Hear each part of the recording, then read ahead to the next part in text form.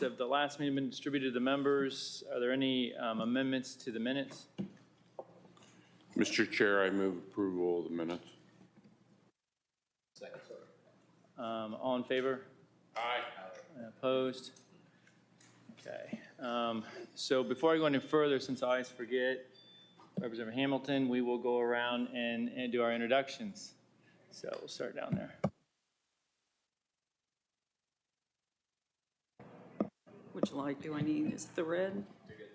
I'm good, thanks. Lisa Ackelbert, Deputy Director, State Budget Agency. Thank you, Mr. Chairman. Carrie Hamilton, House District 87 on the north side of Indianapolis. Rachel Bibler, Senate Majority Fiscal Analyst. Bob Cherry, State Representative 53, most of Hancock County and the southern part of Madison County. Liza Bartlett Sherman, Fiscal Analyst for the House Republican Caucus. Jessica Herman with Legislative Services Agency. Fadi Kadura, serving Senate District 30, north side of Indy, south side of Hamilton County. Susan Preble, Fiscal Analyst for the Senate Democrats. Eddie Melton, Senate District 3, Northwest Indiana. Ben Tooley, Fiscal Analyst with the House Republicans. Tim Brown, State Representative, Crawfordsville. Ryan Mishler, State Senate District 9, North Central Indiana. Krista Ricci, Fiscal Analyst with the Senate Republican Caucus.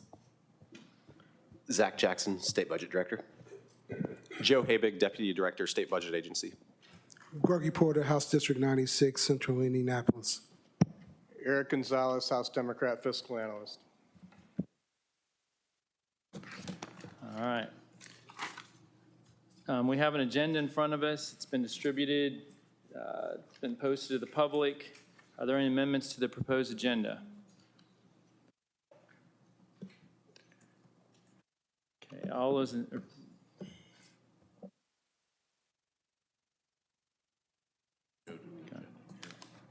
okay. So seeing none, we will, yeah. I like to, there's parts of the agenda I do want to adopt, but there's one item I like to not vote on. I like to separate it from the agenda. That's a FSSA presentation. So I guess, okay, so I guess we're going to take a vote on whether we're going to do the proposed agenda. So all those in favor of the proposed agenda signify by saying aye. Aye. Aye. Opposed? Oppose. Okay. So we have an agenda in front of us, and we'll start discussion on the agenda. So I'm going to start with the university projects, agency project.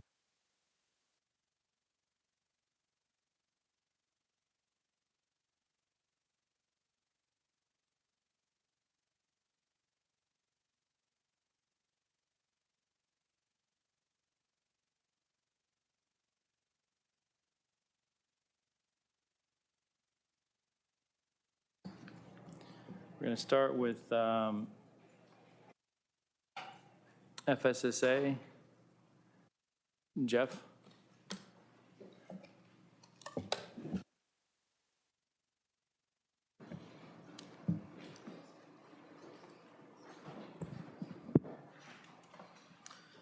All right. Good morning, Mr. Chairman and members of the State Budget Committee. I am Jeff Wedding, the Director of Operations for the State Psychiatric Hospital Network under the Family and Social Services Administration's Division of Mental Health and Addiction. I'm here today to discuss two appropriated projects for our hospital network. The first project is needed for 5 of 6 of our state psychiatric hospitals as we pursue the final major phase of our anti-ligature project. With the inception of the Joint Commission's National Patient Safety Goal 15, all state psychiatric hospitals who maintain accreditation from the Joint Commission were left to the task of identifying safety risks with our psychiatric patient population. This task is to include reducing the patient risk of inpatient suicide. We began phase 1 of this project shortly after our Joint Commission surveys in 2019, after receiving those survey results. Phase 1 did complete nearly 80% of issues cited in patient bedrooms, including door handles, door hinges, toilet paper holders, paper towel dispensers, and vent covers.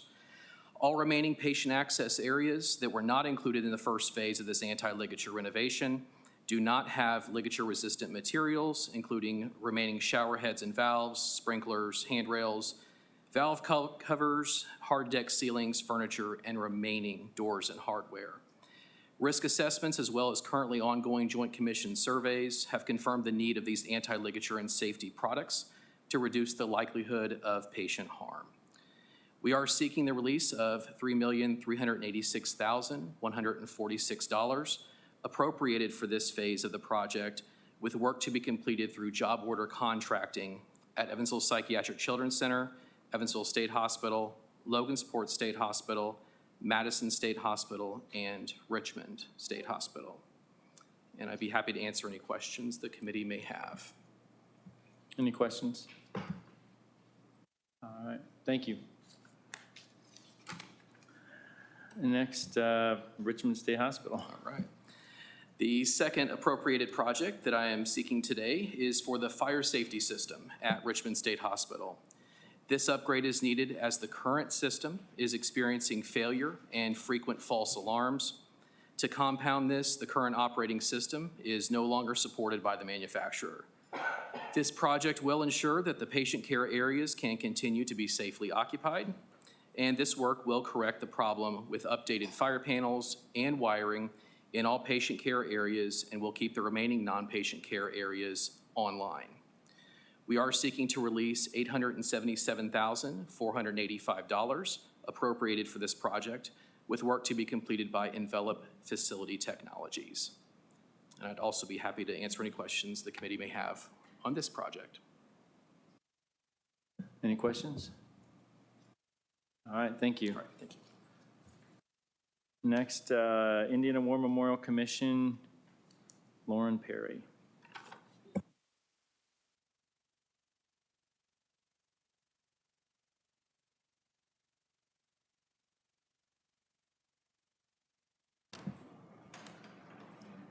Good morning, members of the committee. My name is Lauren Perry of the Indiana War Memorial. The War Memorial is requesting funding to waterproof the Plaza Promenade level, as well as the north and south stairs, which are the areas of most immediate need. The plaza level of the Indiana War Memorial serves as the roof over many sections of the interior of the building, and large amounts of water have entered interior portions of the building, creating significant plaster erosion in numerous highly visible areas. Additionally, the water infiltration is causing biological growth, structural damage, and physical hazards to visitors. Repairs will include replacement of granolithic pavement. The waterproof membrane underneath the pavement will be replaced. Leak patterns will be remediated. Repairs will be made to exterior limestone and sealant joints. The waterproofing and drainage system will be repaired, and sealant will be replaced on the stairs and at the plaza level. This construction request also includes document creation for half of the project, as the other half is already completed. The work will be broken into 2 phases to allow for the continued use of at least part of the plaza by the public throughout the duration of the project. This request encompasses Phase 1, and we will be requesting funds for Phase 2 in the upcoming biennial budget. I'm happy to take any questions. What will Phase 2 include? So Phase 2 will be all of the remaining sections. So this one is the north and south stair and the promenade level, so then the east and west stairs and any other surrounding areas. Any other questions? All right, I think you have another one. Yes. My second request today is for the construction of a life safety project at the War Memorial Building. The Indiana War Memorial Building does not have a compliant fire detection, emergency announcement, or fire retardant system. The building hosts thousands of visitors a year and many events. All of the construction design documents are completed, and this phase of the project has been bid out. Work will include new acoustical ceiling clouds to conceal safety system and sprinkler protection upgrades, renovation to exterior exit stairwell, entrance door renovations, plaster cutting and repair, painting and core drilling in coordination with installation of new fire protection system. This phase will provide fire suppression in mechanical and museum levels, provide fire alarms, smoke detection, exit signs, and emergency lighting throughout the museum level and auditorium level, and will provide fire alarm and smoke detection throughout the shrine room and levels above the shrine room. We estimate that construction for this phase will take about a year and a half. I'm happy to answer any questions. Questions? All right, thank you. Next, Department Administration. Matt Kent. Thank you, Mr. Chairman. Matt Kent, Department of Administration. Department of Administration is requesting its annual release of R&R payments from IDOA to IFA managed facilities. These facilities were originally bonded, and part of that bond payment funded the long-term capital planning for these facilities. Now those bonds have been defeased, we continue to make those R&R payments for the short-term and long-term planning for the needs of those buildings and facilities. The facilities are listed on the agenda. They are as follows: Government Center North and South, Government Center Parking Garage, Toxicology Lab, Indiana State Museum. Correctional facilities at Rockville, Pendleton Juvenile, Wabash and Newcastle, and then state hospitals at Logansport, Evansville, and Madison. Like I said, this is an annual appropriation, so I come before you folks every year to ask for this. Any questions? Representative Hamilton? Thank you for the presentation. Just a quick question about electric vehicle infrastructure at some of these facilities and other state facilities. Are we having that conversation yet about building out the charging infrastructure? I serve on the Electric Vehicle Product Commission, and that's part of our conversation to make sure we have adequate infrastructure. I'd have to look into that. These funds wouldn't cover something like that, though. These funds basically cover kind of the roofs, kind of the infrastructure of those buildings. So that would be a new appropriation we would ask for. Okay. I would love to, if you could, back to the agency, just ask for sort of any current analysis or plans for analysis of those needs. Thank you. Appreciate it. We'll look into that. Thank you. Thank you, Mr. Chairman. I'm just curious, are these for projects that have already been bid out? No. So these will be for future projects. They basically help build up a capital kind of reserve so that when these facilities do need to put on a new roof, they'll have the money there to go ahead and bid those projects out. Okay, because I was going to be, and you maybe can answer this now since you're going to be overseeing some of these projects. Are we seeing an increase with the inflation and the cost of this? Yeah. In any of these? Do you have a number of what we're looking at over what they were originally proposed? So some of these projects are far enough out that we're still putting the customary 3 to 4% inflation on those. We're kind of waiting to see how things settle down. Public Works right now is seeing anywhere between 8 to 20% projects. To 20%? And higher on just projects that we have looked at within the last year. I mean, just it depends on the materials and the labor and what kind of project it is, but the increases are kind of across the board. So we have proposed, probably in the last budget, to fund projects that now could be 20% over what they were originally contemplated? I wouldn't say that in general. I would say in general, we're talking about certain areas of projects. We're seeing increases like that. So percentage-wise, I'd hate to put a number on it. No, I know, but I think it's nice to know the higher end. I mean, it's not nice, but it's prudent to know the higher end. Yeah. Right. Yeah. Okay, thank you. Senator Moulton. Thank you, Mr. Chairman. For the correctional facilities on the list, how are these identified? Are these just coming directly from the Department of Corrections, or is this an annual for various facilities? How are these ones identified? Yes. So these were originally bonded facilities through the IFA. So when the facilities were built, we bonded those. And so this is basically an appropriation. So since those bonds have been defeased, we continue to fund the capital planning for those facilities. So essentially, when the buildings or when those facilities were built, they were chosen to go onto this management system. Okay, got it. I was curious. I know I've received a few calls from some of the Northwest Indiana locations in terms of their conditions in their facilities. Just curious on how the various ones get into the queue of certain upgrades. Yeah, so that would be for Department of Corrections would need to bring those projects to their basically their annual or their biannual capital budget. Got it. So, thank you. Yep. Anyone else? All right, thank you. Thank you. Next, Department of Transportation, Lauren Wilburn.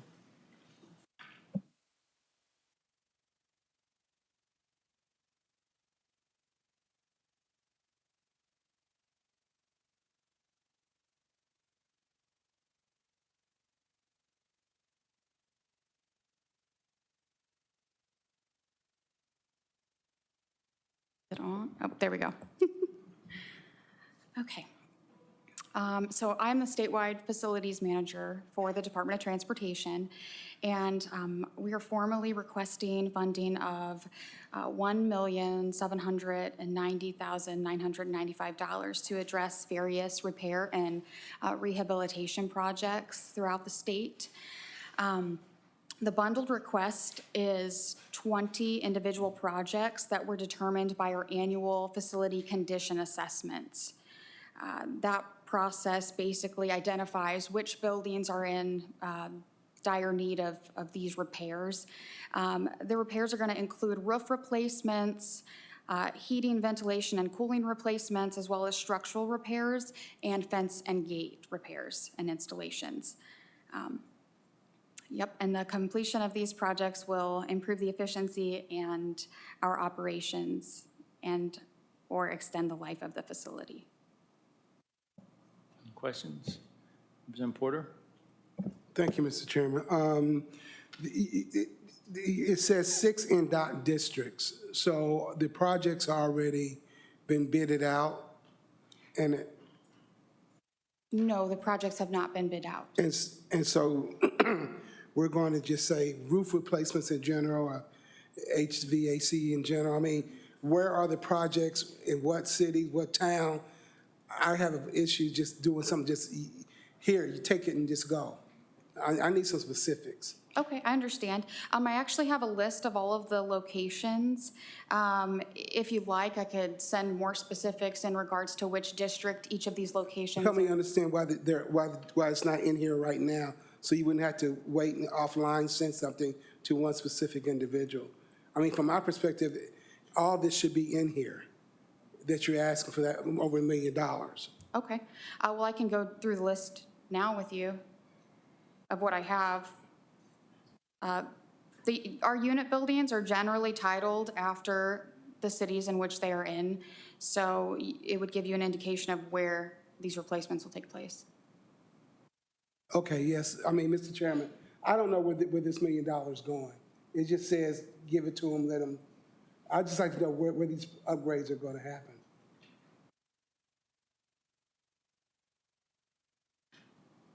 Is there any way you can get us a list? It says there's in 6 NDOT districts. Can you get us a list of the individual projects? Yes. Okay. Can you get that to us like by next week? Sure. Okay. Thank you. Mr. Chair, I have a question.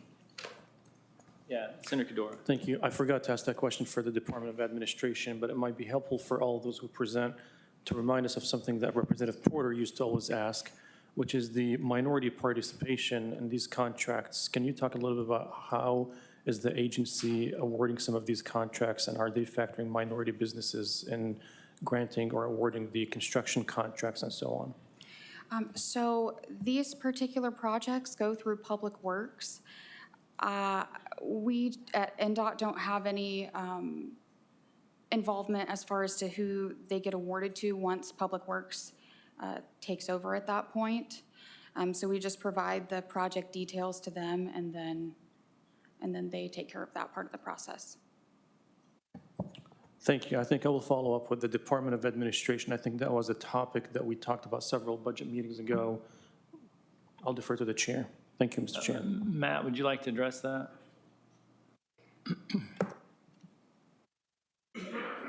Sorry to barge in. And so to your question, so yeah, NDOT would bring us the information for those projects. We will put them out. By statute, we award by lowest bid. We do encourage all of the contractors bidding on those, and they're well aware of our state goals. And several of the larger ones, we've become pretty good partners with them, and they understand the fact that we've got to meet these goals. They are just goals. There's no ramifications if we don't, but they understand that we mean when we set these goals, that they've got to meet those. So we're trying to do even better job of more outreach and getting more participation on those, in those projects. Would it be possible if you can follow up with us after the committee? At least for me, I'm interested in that. If you can send us the percentages over the last couple of years of contracts that were awarded to minority businesses. I think when I was a city controller, one of the things that we noticed is that some of the bidders, they bid the lowest amount and provide low quality. That was an issue. Or they bid the lowest amount and then they come back with change orders that cost millions of dollars. So I look forward to engaging with you on that discussion maybe after the committee. Thank you, Mr. Chair. Matt, if I go back in time, did we not, in fact, I might have been chair, didn't we not require you to turn in annually a report? Yeah, I believe we do that still. Okay. If we don't, I can get you guys, I can always send an updated one, but it's Okay. something that we've, And I want to clarify something about the report. You want a list of the 6 districts and a list of the 20 projects, correct? For the NDOT facilities? Yes. Okay. Thank you, Mr. Chairman. I'd just like to know where they are. It's just six, districts, but what districts are there? And the projects would be wonderful too. I think we need more transparency. From my perspective, I just can't continue to see myself saying, thou shalt have $1 million and go do what you want to without any public really knowing what's going on. So we'll get a list of the 6 districts and the 20 projects within those districts. Okay. Because I think it should be within the pack. Other universities, they have specific where they are. Why do they get a pass?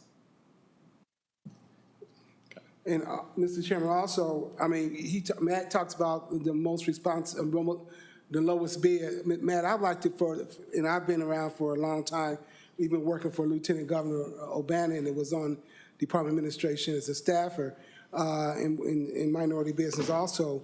We talked about the most lowest and responsive bid when it comes to minority participation. We do disparity studies all the time. We say this is what we have, and we need to look at what the capacity of the state is in regards to providing services from minorities to providing services for the state. And all that in the last eight years or so have just fallen into a black hole. So I'm very concerned about that, and I don't know what you feel, how your team really feels, but I just feel like we lack drastically in regards to minority participation and those real numbers that reflect the state of Indiana for citizens who pay taxes, who work here, and never really get opportunity to have anything from their investment. Their return on investment is low and sometimes zero. Thank you.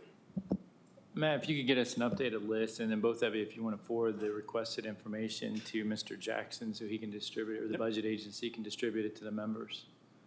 Thank you. Because I think it should go to all members. So, thank you. Any other questions? All right. Thank you. And next is Department of Natural Resources.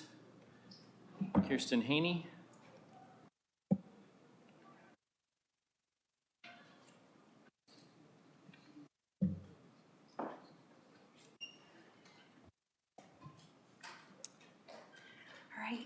Thank you, Mr. Chairman, and good morning, members of the committee. Just want to say thanks again. We had the committee at Shade State Park yesterday, and it was really great to have everyone there, so we appreciate it. Today, DNR has a total of 4 projects. Our first one is the Goose Pond Shop Building. We're requesting a combination of state and federal funding to construct a functional shop building at Goose Pond Fish and Wildlife Area within Linton, Indiana of Greene County. Staff currently work within an existing machine shed that's not temperature controlled, it lacks plumbing, and is unsuitable to meet both administrative and operational needs for the property staff. Our new 4,000 square foot shop building will allow management and maintenance activities to take place in a safe and compliant building. Any questions? All right, you move on to the next one. The next one is our Deer Creek Shop Building. So again, we're requesting a combination of state and federal funding to construct a multifunctional shop building at the Deer Creek Fish and Wildlife Area within Greencastle, Indiana of Putnam County. Staff currently work within an existing pole barn that's not temperature controlled. It lacks plumbing and is unsuitable to meet both administrative and operational needs for the property staff there. The new 4,000 square foot building will allow management and maintenance activities to take place in a safe and compliant building. Any questions? Representative Brown. Thank you. Are the design for both the buildings, Goose Pond and Deer Creek, the same? Mostly similar. There is, if your question's fueled by the cost difference between the two, it's because the Goose Pond is a little bit more because of the foundation and the location for that area and the soil conditions, but the design is actually the same at both, for the most part. Any other questions? All right. Next project. So the next one is our Fort Harrison State Park HVAC and roof rehabilitation. So we're requesting funding for renovations at the Garrison Restaurant and Event Center, Harrison Rental House, and Fort Harrison Inn, all at Fort Harrison State Park within Indianapolis. This project is going to include replacing the gutters and downspouts at the end, along with a complete roof replacement. The inn and the Harrison House will also receive HVAC unit replacements to ensure proper temperature controls. Renovations and rehabilitation work at the Garrison will include new air handlers, valves, chiller, a new boiler, and also 4 restrooms. Questions? Senator Brown. Thanks. My question again is on inflation. Are these projects that you've already know the estimate for, or have they been put out to bid, and do you have any idea if the costs are going to increase? These are ones that I believe we have the estimated bids, but we don't have complete numbers on everything yet. They'll still have to go out to bid, but they are based on more recent quotes versus a couple years old. So they probably already reflect the increased prices then? Yes. Okay, thanks. All right, next project. Oh, Representative Hamilton. Thank you, Chairman. Just a quick question about all of the projects, really. Is there a consideration for solar or renewable on any of these facilities at this time, considering increased energy costs and the needs for energy independence? And certainly our DNR visitors, I think, by and large, more appreciate those investments. Just a question there. I haven't been involved in any of those conversations, but I'll find out and I'll definitely get back to you and get you the information. Any other questions? All right, next project. Our last one is the Prophetstown Heritage Area Design. So we're requesting $190,000 of donated funds to move forward with the schematic design of the Visitor Center and Heritage Area at Prophetstown State Park in Lafayette, Indiana of Tippecanoe County. The schematic design will assist in developing 4 key interpretive elements to the property, including a visitor center, rehabilitation of the Native American village, newly developed Plaza of Nations. DNR will continue to work diligently with the tribes to ensure their history and culture is shared with all of the property guests. Senator Brown.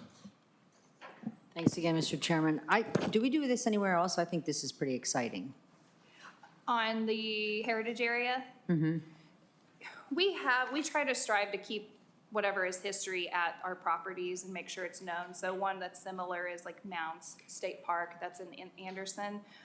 This is really unique because there were so many tribes involved with this area, and so it's important for us to preserve that history and that culture. But we do strive to work with any history in that area and make sure it's preserved. Anyone else? Representative Porter. Thank you. I also very excited about this part of your 4 requests. And I want to also, Mr. Chairman, ladies and gentlemen, thank her and her team for spelling everything out in regards to each project and where it's going to go. That's very important for us.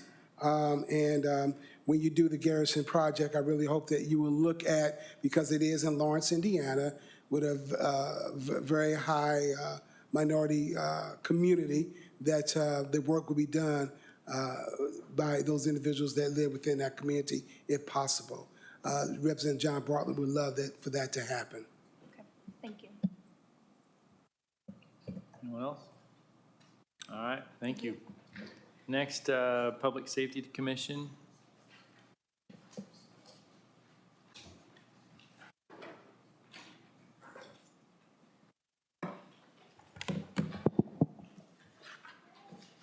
Thank you for this opportunity.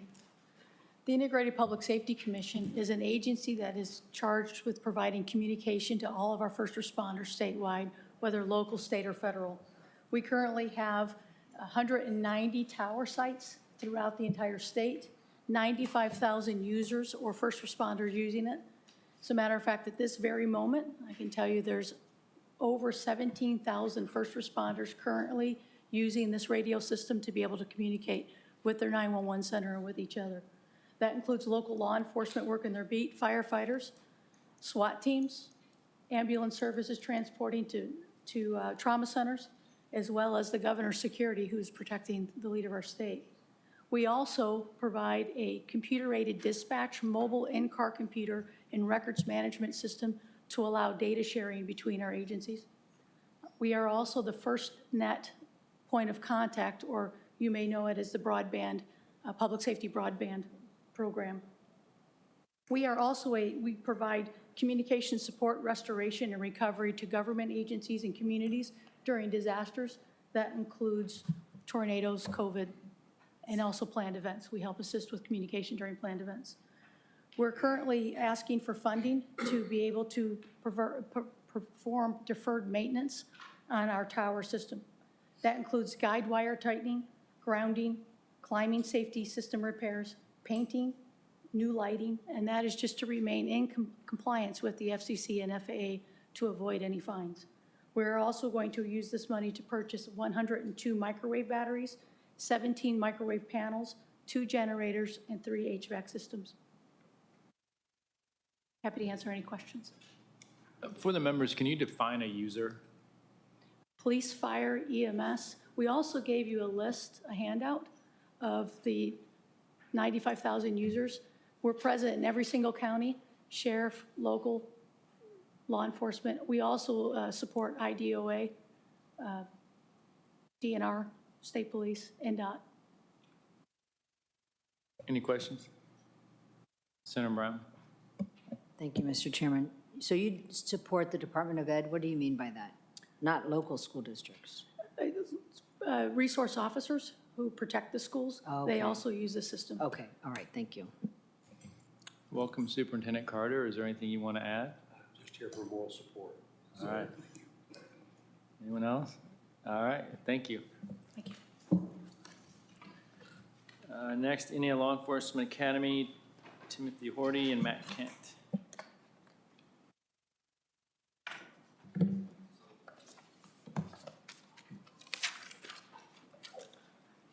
Good morning, Chairman Mishler. It's a pleasure to be here before you. I'm here to share some details about the Indiana Law Enforcement Academy. I had the pleasure of meeting several of you yesterday to see our facility and what our limitations might be. We are looking to build a new model of law enforcement training for the state of Indiana. Currently, we do a lot of training in the classroom and then take a written test, and I'm not certain that equates exactly to comprehension. So we're looking to build a facility, not just for the sake of a new facility, but a new facility built around a business model of adult learning. We want to build a scenario-based training facility that includes new dormitories where we house 3 young men and women to a room right now, which will just make it 2. We want to build a new emergency vehicle operations track where a good majority of Indiana law enforcement officers who lose their lives are in some kind of traffic-related accident. And then the crown jewel of our new construction will be a scenario-based training village that will look like a strip mall, a city, a small town with homes and so forth that our officers can learn at the speed of real life what's going on at the Law Enforcement Academy. So we are respectfully asking $78,609,000 for phase 1 of our building project. Any questions? Senator Melton. Thank you, Mr. Chair. Thank you for your testimony. I had an opportunity to visit with NILEA, the Northern Indiana Law Enforcement Academy, and they were definitely pleased with the playing field location and the accessibility there.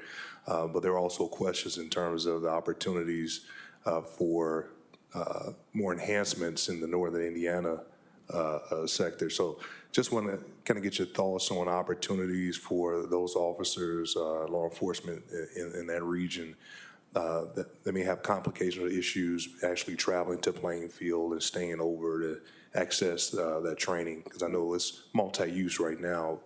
We also the Federal Bureau and other entities as well. So just wanted to get your thoughts. Senator, there's still a tremendous amount of work for us to do associated with the connectivity to our regional training sites.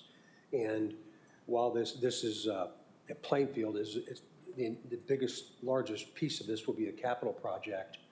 Technology will be shared with those remote academies. Evaluation of the academy will be done. And if there's purchased technology at Plainfield, it would be our intent that we would purchase that for the other academies around the state over time. So I've talked to Jim Markle about that on several occasions. I appreciate you bringing it up, though, because it's a real issue. Right. No, and I appreciate that. I think in the future, well, I guess my question would be, will there be an opportunity if they have any suggestions for enhancements or a facility? Is that something that they can work with you all on in terms of pursuing?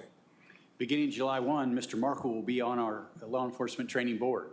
And so he has a voice in all of this. And to the superintendent's point, those folks from NILEA come down quite often. They use our firearms training range occasionally, and they use this Evo track. They stay overnight with us. We feed them and so forth. So they are good friends. They are part of our family. All right. Last question, Mr. Chair, and thank you. This is helpful.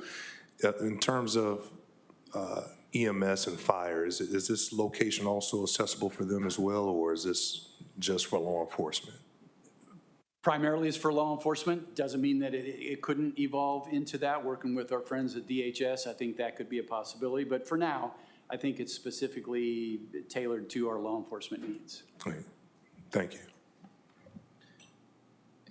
Refresh my memory, does phase one include dormitories? Yes, sir. Yes. And then when you talk about training facilities, can you be more specific on the type? Like, are we talking virtual shooting range? Or like the simulator? Are we talking, what are we talking for training facilities?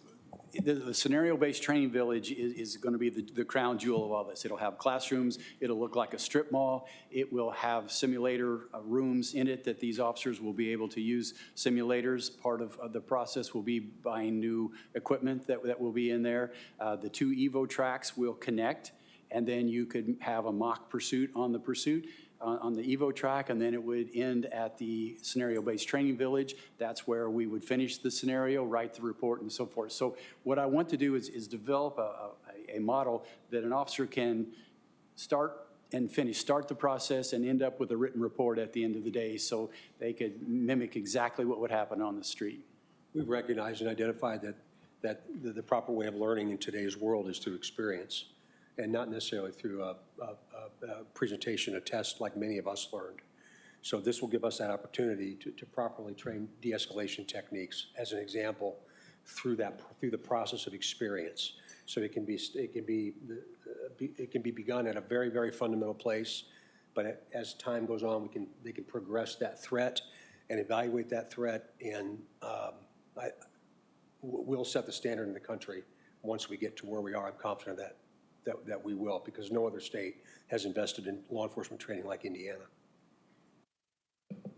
Do you accept like departments from out of state to come to Indiana and train?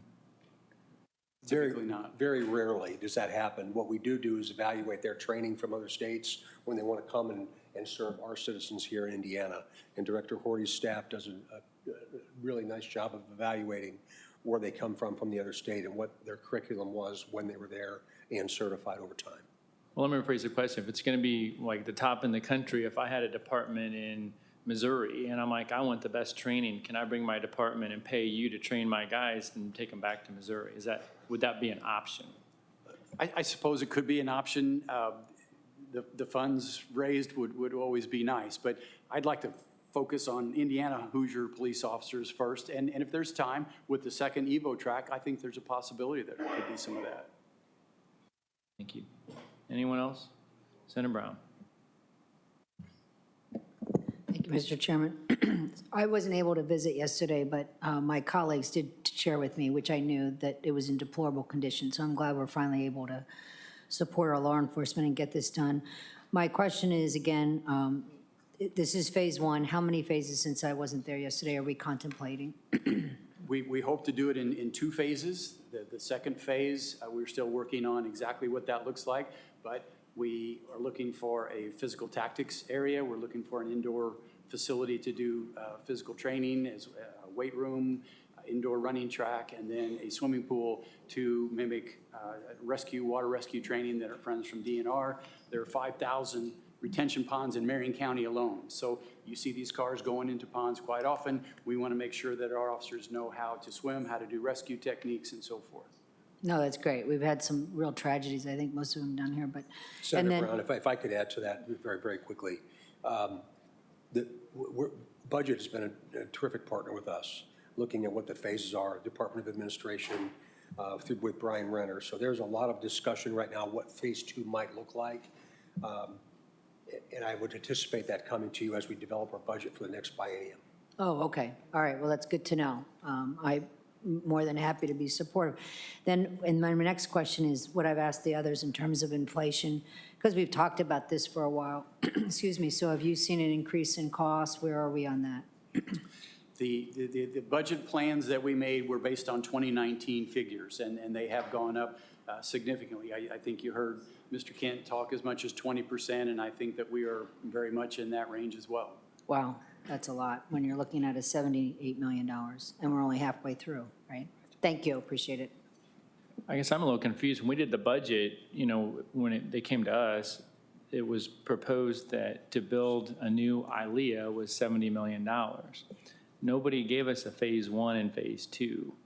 So more recently is the first time I heard that $70 million that we put in the budget was just for phase 1. The proposal I was given was $70 million for the entire project. So what is your estimated cost for phase 2? We are still working on those costs.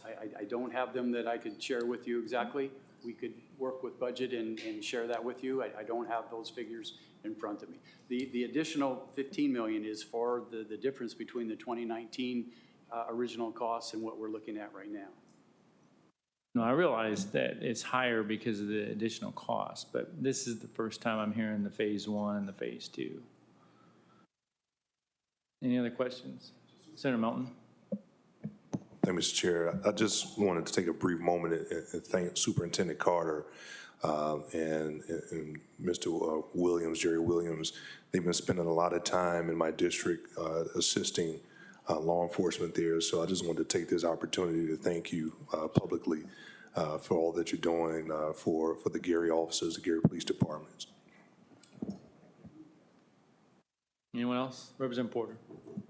Thank you, Mr. Chairman. Thank you yesterday for the presentation, the walkthrough. The $78 million that I see now, phase 1, but there's an American Rescue Plan of $15 million. We didn't even, did we just give that to you in regards to get up to the, I guess, the $78 million? Yeah. Mr. Jackson? You know, Zach, help me understand that, because we didn't.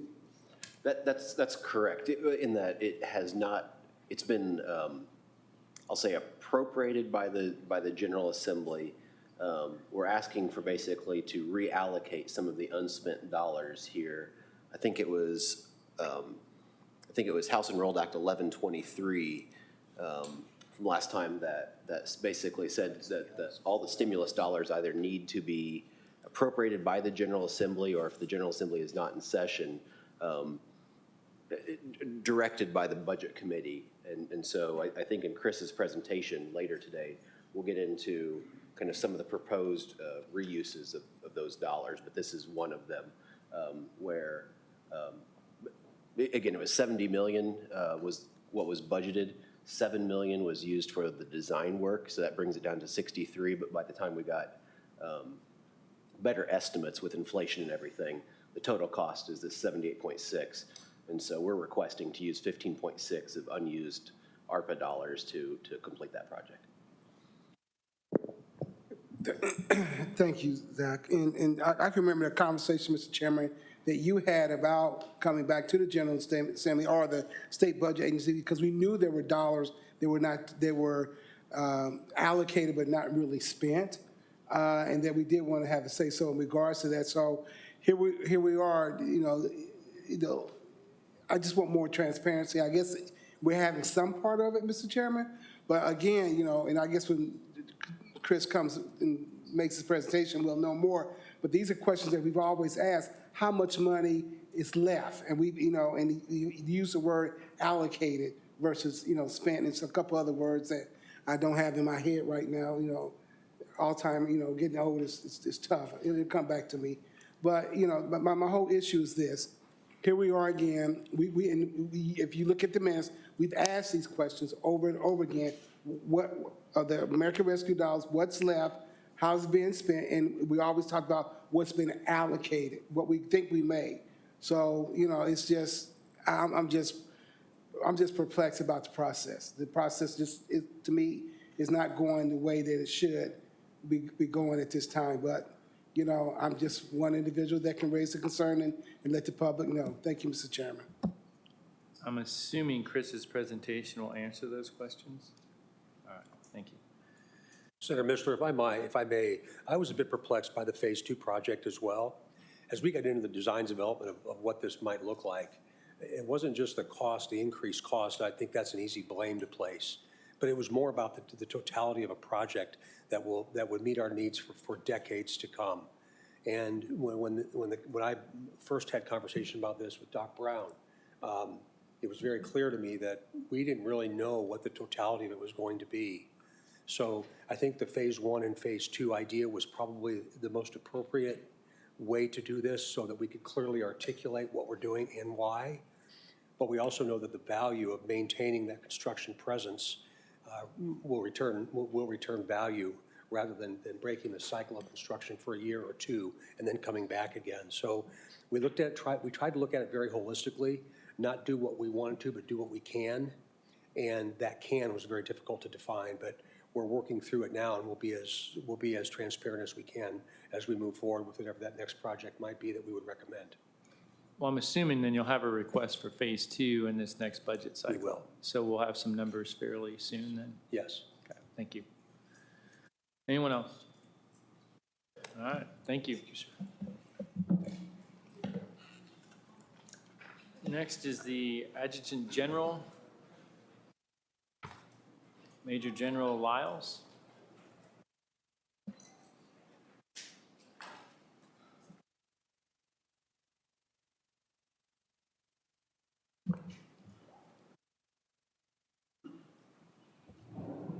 Good morning, ladies and gentlemen and honorable members. We had originally reported that the Adjutant General, Major General Dale Lyles, would be making the presentation today. However, he is currently dealing with the unenviable task of fighting the flu. My name is Scott Collins. I serve as the Chief of Staff and Director of State Operations for the Adjutant General's Office. With me today is Mr. Jim Mahern, Director of State Facilities. He serves as our subject matter expert. The facility that we're referring to as Building 3 is located at Stout Field here in Indianapolis. The building was constructed in 1994, and the existing original thermoplastic polyolefin, or TPO roof, of 35,558 square feet is over 28 years old. The roof has no applicable warranty, and we are spending considerable sums of money on patches and repairs. Recent renovations resulting from leaks in the roof have included cosmetic upgrades as well as replacing ceiling tiles and interior carpet. The facility houses our Communications, Electronics, Information Technology Directorate of the Indiana National Guard with the associated equipment in our Network Operations Center that includes telephone voice over IP routing, servers, switches valued at over $2.2 million. The most recent leaks caused by this damage resulted in repairs in excess of $80,000. Our initial project budget was for $829,360 on the emergency request that was estimated earlier this year.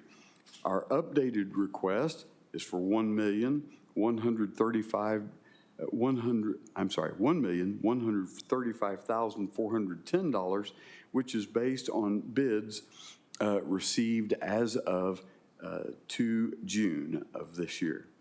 With the federal government paying for 63%, or $715,308, we respectfully request approval for the state portion of 37%, which is $420,102. Any questions? Senator Brown. Okay, is the state's portion 30% or is it 37% higher than the original? No, ma'am, the state's portion of the total bill is 37%, which would be $420,000. Okay, but it also says in the digest, the bid is approximately 37% higher than the original request. Is that true too? Ma'am, that is true. So you win the prize today for the highest I'm sorry? inflation? No, I mean, your project is the most overage so far that we've seen in terms of inflation. Yes, ma'am. Okay. We've seen this across the board. Right. For multiple projects. Right, that's, I mean, not a lot composed, but 37% is pretty high. Thank you. When do you intend to start this project? Senator, the bid that we received, I think calls for a construction schedule of 270 days. So it should be completed by next March. So if it's 270 days, it could go up again if you're not going to start it for 270 days. No, sir, we have 60 days to issue a contract. The bid was received June 2nd. If you act favorably today, we'll be able to award that contract, and that will lock in the pricing, sir. One thing, I think sometimes folks come a little too soon to Budget Committee and release the money. I think that's why then you're having to shore up your numbers. Maybe some of these agencies should come a little later in the game when they're actually ready to start the project, so we have more realistic figures, so. Yeah, I would agree with that, sir. Some of the issue for us is how the budget cycle works. Today, I'm putting together requests for 24 and 25. So again, just the timing of inflation or unfathomable events like COVID, it's hard to determine, but I absolutely agree with you. Okay. Thank you. All right, thank you very much. Next, Indiana State Police, Major Williams.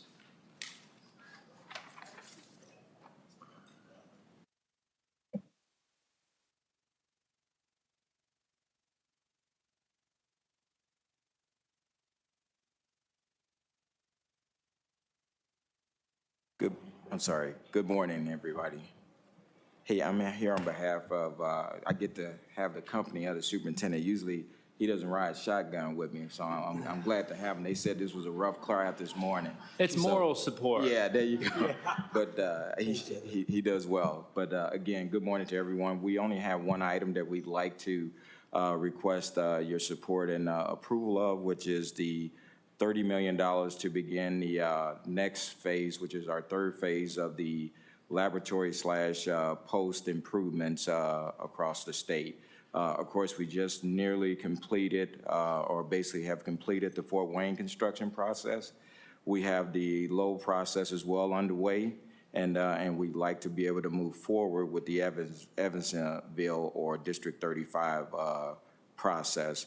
Our hope is to be able to start that process yet this fall with site prep as well, in that order and fashion. So I have with me also too Lieutenant Derek Scott, who is the section commander for the superintendent over his facilities. Derek has been actively and immersed with all of these construction processes thus far, and will continue to be able to translate all of those lessons learned from Fort Wayne to Lowell, and then eventually to Evansville. Superintendent.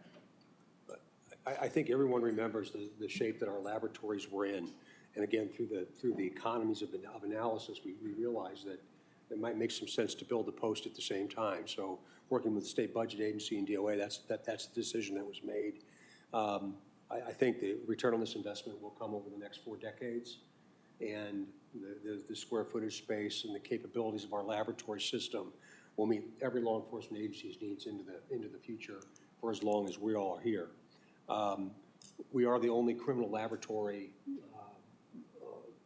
in the state of Indiana, with the exception of IMPD. And the Marion County Crime Lab operates as an independent agency, but we are the only agency that touches every police agency in our state. So this is, again, another really, really big project that's been in the works now for nearly 7 or 8 years, I suspect, when you allowed us to take a first stab at it at our Fort Wayne facility. So it's a really big deal to us, Senator. When you finish Evansville, how many labs are you going to have around the state? We have 4. We have a central lab here in Indianapolis, the new laboratory in Fort Wayne, the one being built in Lowell, and then the one in Evansville. Mr. Jackson. Thank you, Mr. Chairman. I think, I guess, my question and comments are going to try to address some of the other things that have been said here today. But in terms of the $30 million estimate, I mean, that goes back to when we started building the budget. Man, I'm trying to think when would that number have given?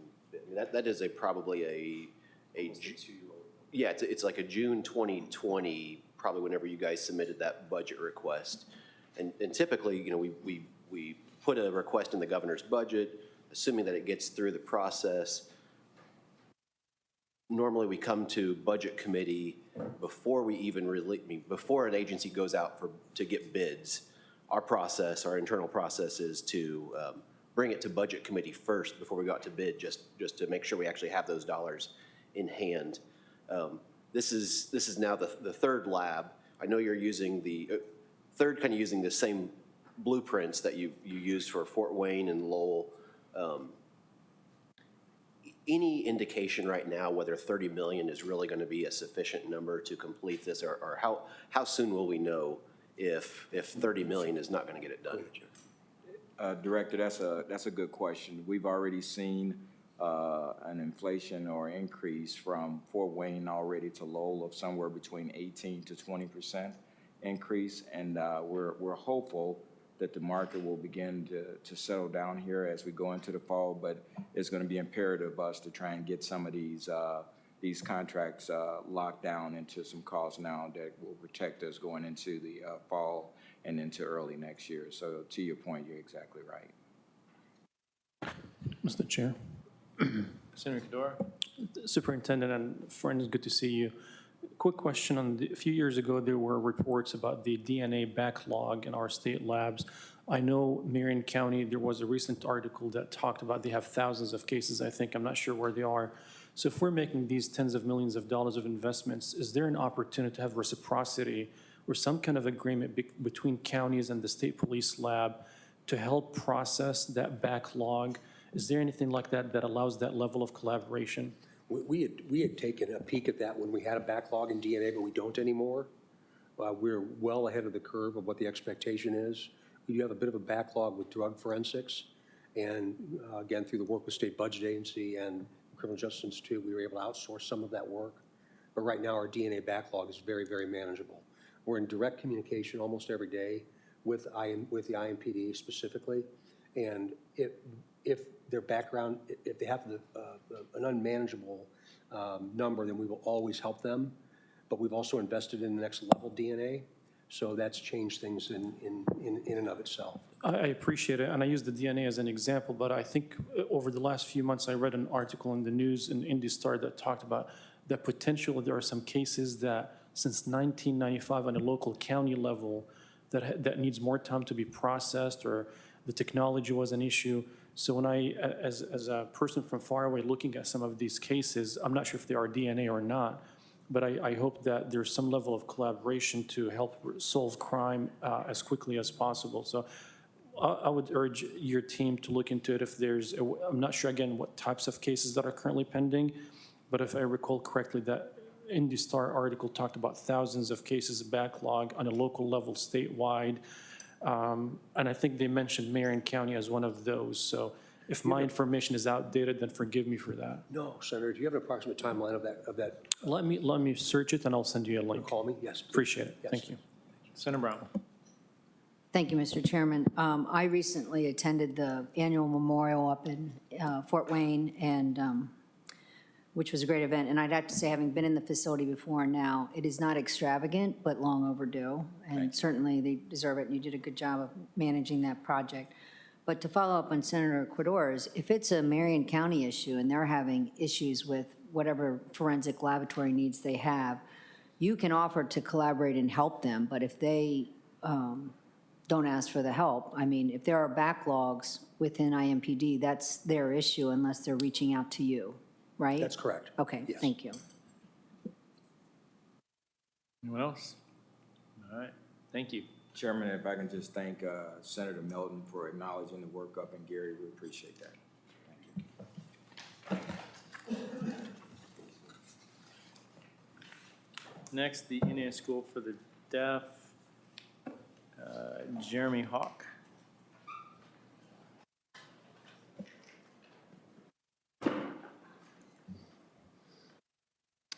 Thank you, Mr. Chairman, members of the committee. The Indiana School for the Deaf is here requesting $734,637 to make necessary repairs to the dormitory building on our current campus.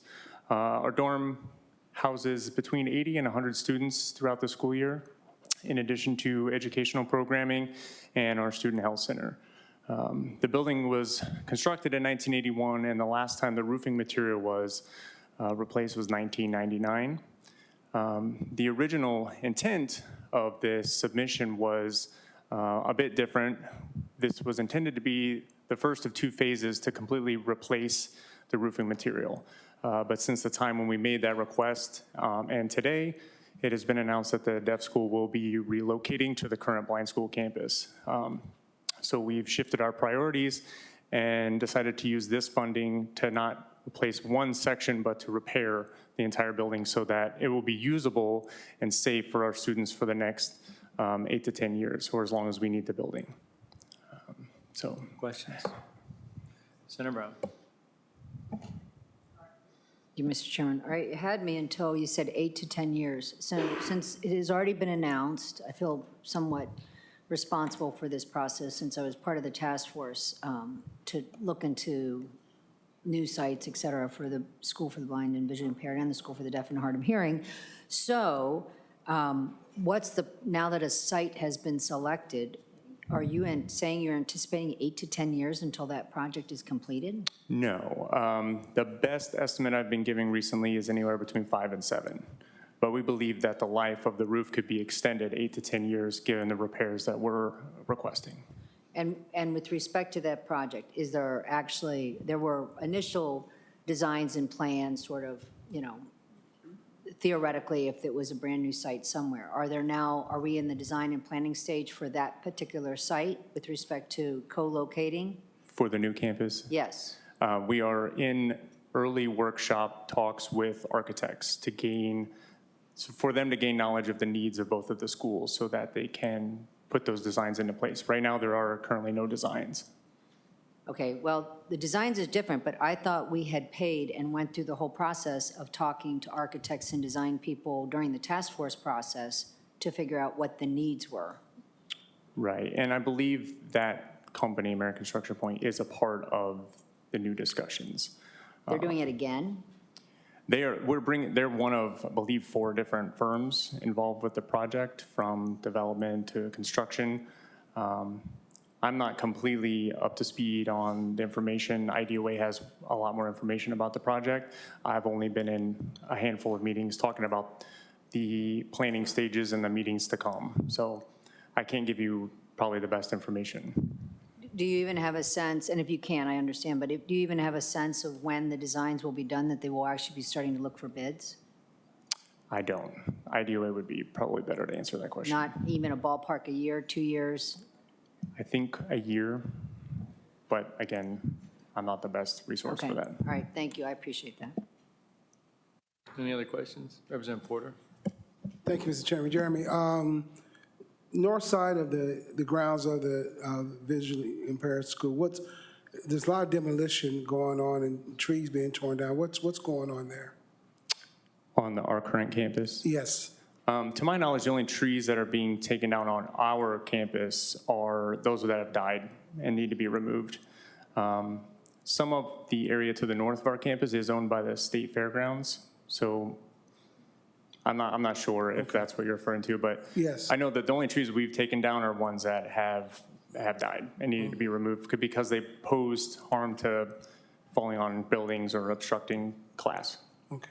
Thank you. As I walked the district, and I noticed that. Sure. Thank you. Thank you very much. Thank you, Mr. Chairman. Anyone else? All right, thank you. Thank you. Next, the IEDC, Mark Waske.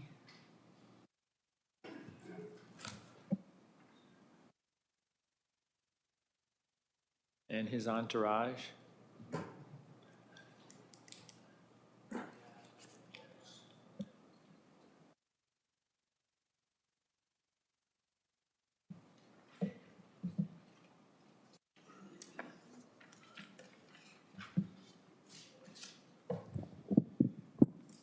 Well, good morning, Mr. Chairman and members of the State Budget Committee. My name is Mark Waske. I'm Senior Vice President for Community Affairs at the IEDC, joined by my colleague, our Executive Vice President, David Rosenberg.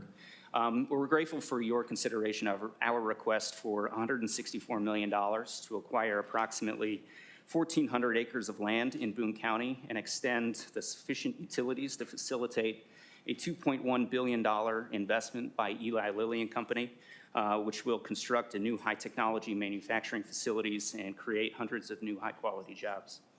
As we highlighted during the last legislative session, we're seeing some pretty unprecedented levels of activity within the market with companies in a number of different high-tech industry sectors looking to deploy billions of dollars on a very rapid timeline.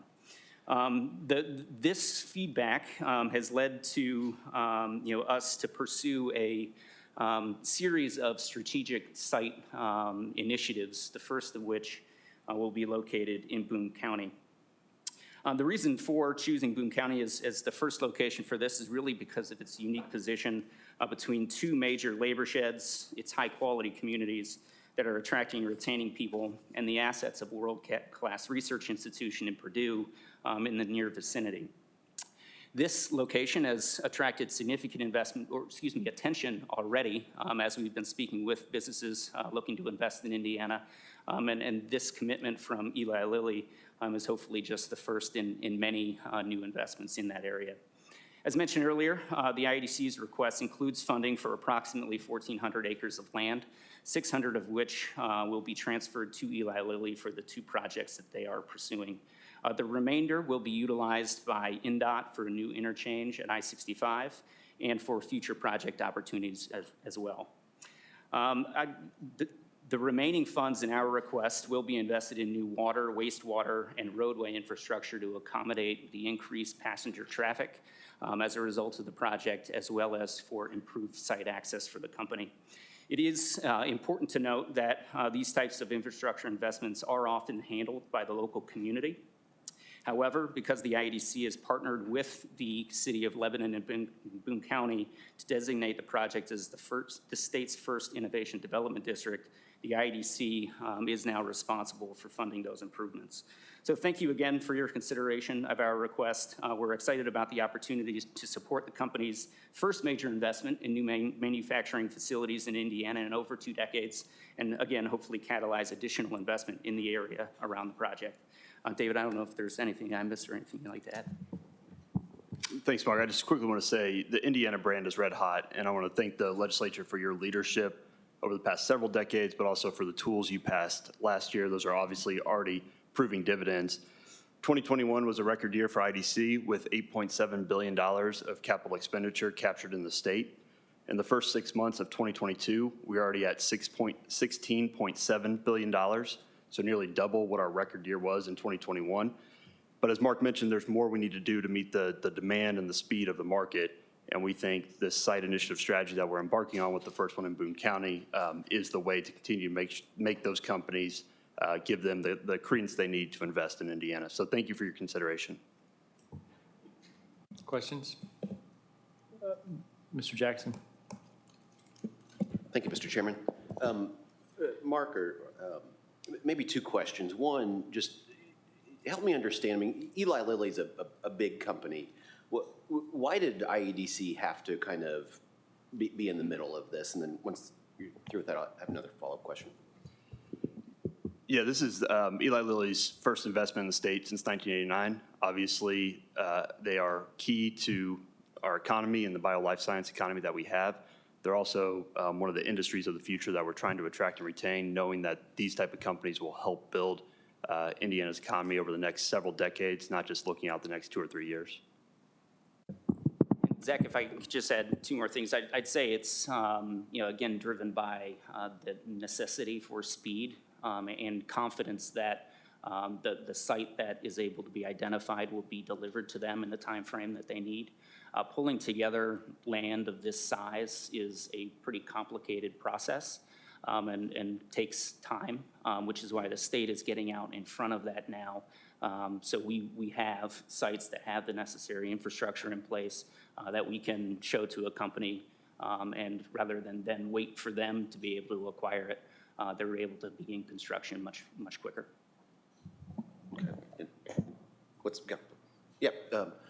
Thanks, Mark. And again, I guess just, I mean, we're talking about a lot of money here, and it's a lot of state dollars, and so just thinking about kind of public trust and integrity and transparency. How has IEDC just kind of ensured that there's not any conflict of interest or anything like that, any kind of maybe self-dealing or anything like that with the purchase of this land? How many different owners are we talking about, and just making sure that we're not avoiding any type of conflict of interest with that purchase? Is that a great question? And something that we deal with frequently, working with businesses and with our board being comprised of business leaders from across the state. They often have varied interests in private business activity in their private lives. So we have developed a robust conflict of interest policy that's been reviewed by the state ethics officer and approved by our board of directors, audit and finance committee. Requires all board members and IEDC staff to annually report on any assets and business ownership interests that we have. And that is checked with every contract that we execute to make sure that there are no conflicts with staff that would be engaged in those negotiations.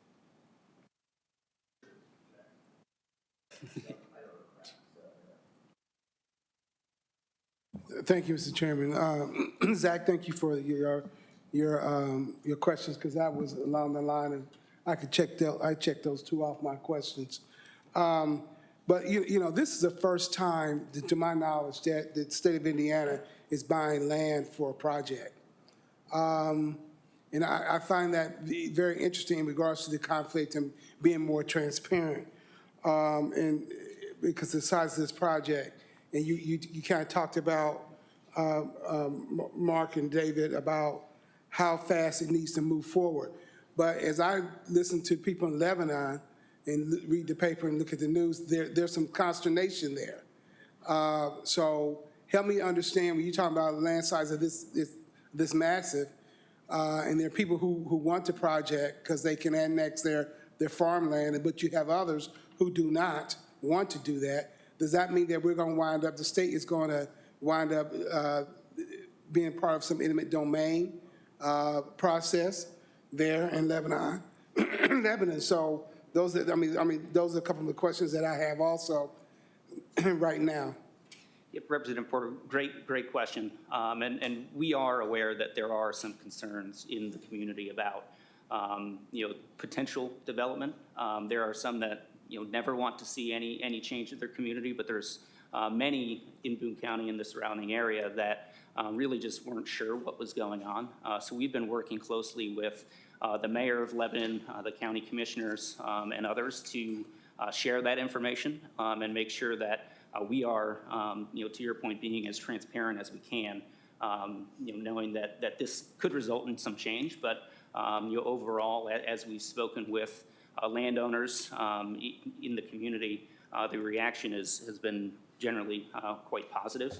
I guess the one other item on the eminent domain component, the IEDC does not have that authority. And even if we did, we would not seek to exercise it. Any land that we are acquiring for this project has been provided under a purchase agreement from willing sellers that weren't coerced in any way or sensing that eminent domain could be utilized. Mark, it seems like, oh, go ahead. Yeah, finish. Mr. Chairman, I'll yield to you very shortly. So what's the appraisal of the land? Tell me the appraisal of the land that you're going to buy and give acreage to Lilly? So it varies. We worked with a professional brokerage firm as well as outside counsel to help identify what an appropriate asking price would be based off of the appraised value of the land, and knowing that we are working with folks that didn't initially have plans to sell their property. So when you look at the average cost of the land that we're purchasing for this component of the project, it ranges from $50,000 up to an average of $91,000 an acre. Part of that is driven by there are homes in the area that need to be acquired to make room for the new interchange, which has increased the average cost of the acreage by some bit. Thank you, Mr. Chairman. Mr. Chair. One thing you mentioned is give the land. I thought Lilly was purchasing the land. So I want to be clear, Lilly's purchasing the land from IEDC, correct? Or from the state, I should say. Yes. Okay. And then the concerns seem to be the fear of the unknown before the announcement, what's going on in Boone County, a lot of concerns. Has that attitude changed since? Yes, we've been having weekly meetings with key stakeholders up in that area, including elected officials and Boone EDC and others. It absolutely has. With this acreage we're talking about today, the Plan Commission gave a favorable recommendation to move forward with annexation into Lebanon. The City Council held their first reading on Monday night, and expected vote in mid-July to approve this land being annexed into Lebanon. I think we've seen definitely the numbers dwindle at those coming out to speak at hearings, and then also we've continued to engage those stakeholders through the elected officials, Boone EDC, and others to make sure that as much information as we can put out, we can give them the FAQs we have. Senator Melton. Thank you, Mr. Chair. Just a few questions. When it comes down to this particular project, has there been any concern of setting a precedent in terms of this level of, of purchase or acquisition for a for-profit company? Has there been a conversation?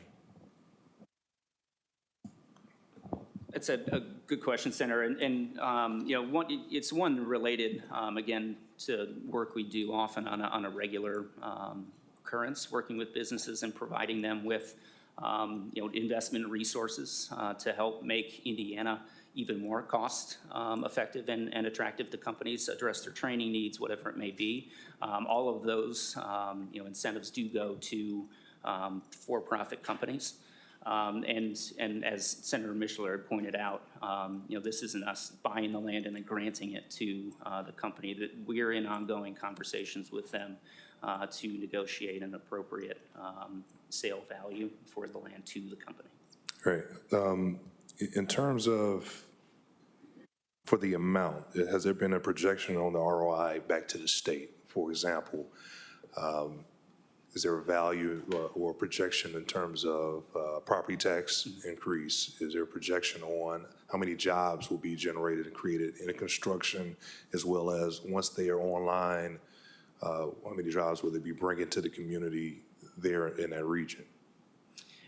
Yes, we do. And with the new secretary coming in to his office last July, and with his mindset as an investor himself, he's asked the team to build out our CBA and ROI model with that in mind.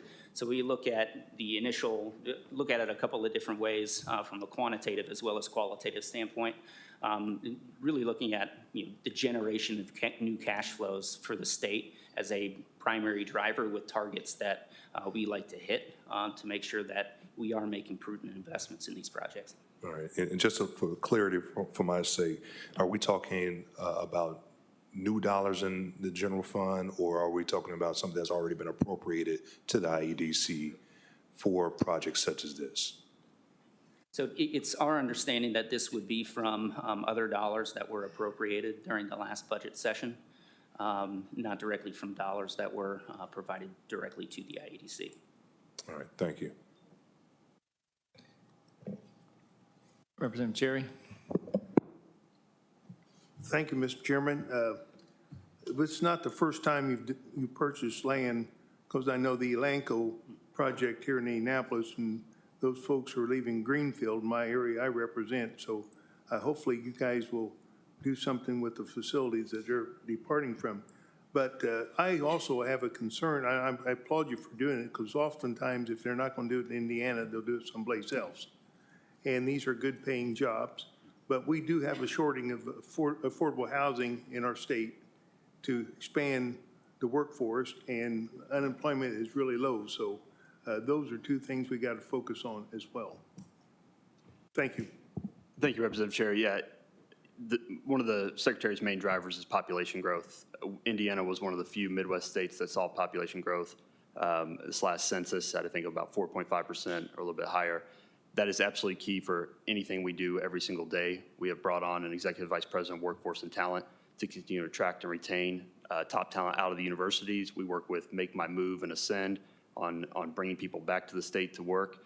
And the housing question is absolutely on point, something we think about daily through the appropriation through READY. That was the biggest request that we saw from the communities. So I think this round of READY will certainly help, but there's going to be much more to do in partnership with the legislature to resolve that. Senator Cadora. Thank you, Mr. Chair. Just want to clarify, so out of the $164 million, the state is buying the land and then Lilly is purchasing it back from the state. Is that what I heard you say, Mr. Chair? Only a portion of it. And how much is that? So how much out of the 164, the state portion that's going to be returned back to us? So we're still in negotiations with Lilly on their overall incentive deal, but they will purchase like 603 acres that they will be on.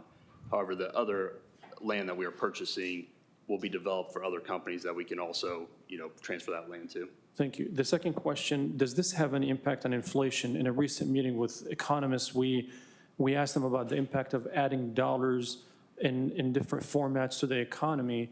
And they said, given where the economy is, incentivizing more of these types of initiatives could have an impact on inflation. Do you have any thoughts? Have you consulted with any economists of what that could do to Indiana's inflation rates?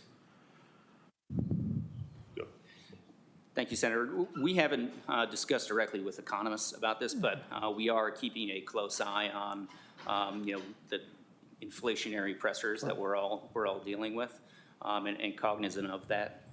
So while we haven't explored it directly, it is something that we keep a close eye on. One of the comments that was made by an economist that we met with recently, when we were discussing the governor's relief package for the public, I think, people were talking about the concern about inflation, and the economist mentioned that adding money to tens of millions of dollars, if not hundreds of millions of dollars to the economy in terms of economic development could have a similar impact. A couple of more quick questions. I think Senator Melton mentioned property taxes. When I was at the city of Indianapolis, there were corporations, and it's not my position today to mention their names, but they engage in economic development deals. They were incentivized, and they received property tax exemptions, and then they turn around and they had an army of lawyers that basically appealed for over 10 years parcels that had more than $500 million worth of assessed value. And there were news articles when I was a city controller on this topic. So what protections do you have for locals to be sure that when you're giving such an economic development deal, that their army of lawyers is not going to go back and appeal all of these parcels and impact the local community? So, Senator, with our use of the new IDD tool that you approved last year, the state of Indiana will be capturing those revenues revenue growth. And we're working through an arrangement with the city to ensure that they receive a direct benefit from that. But the incentive that we are providing to the company is through the IDD. So if they appeal, they effectively reduce the amount of incentive that they would be able to receive from. I appreciate it. And my final question, I think, it ties with Representative Cherry's point. We have over 150,000 jobs open in the state of Indiana. We can't find people to fill these high-paying jobs. I'm all in for economic development. I'm all in to retain Lilly to stay in the state of Indiana instead of going somewhere else. But as a person who engaged in economic development before, I'm concerned that there is a price tag on a project to land a headline that we retain the business for the sake of retaining a business. Again, I welcome keeping Lilly in Indiana. We want them to stay, want them to hire more people. But I'm concerned that after the CEO's comments recently that Indiana's not doing well, and then moving one of their projects out of the state, that some of that leverage from their side is putting us in a bad position to negotiate. So I hope that you're doing everything in your capacity to protect taxpaying dollars on this project. No, appreciate that, Senator. And just one clarification, this was not a retainment. This was a new investment by Lilly that we competed against other states for. So just to make that clear. And I think, respectfully disagree, I think the investment puts them at the table to help solve the issues that, he identified in his comments, and something that we work on continually every single day. No, I appreciate, again, I welcome investing and keeping all Indiana employers in Indiana, but we have real issues. We talked about housing, we talked about workforce development, we talked about the brain drainage problem, about childcare issues, the mental health issues. All of these issues are impacting why people are not staying in Indiana. So I hope that these can be agenda items in your discussion with them and others. Thank you. Senator Brown. Thank you, Mr. Chairman. So about a quarter of this, $160 million, is going to be used for infrastructure. That would probably be done regardless as this area is developed, right? And so I'm going to call it like a super TIF. So the revenues will come back. Is that help pay back that? Yes. Which is what, I mean, when I was on city council in Fort Wayne, we do this all the time, obviously, with a few less zeros, right?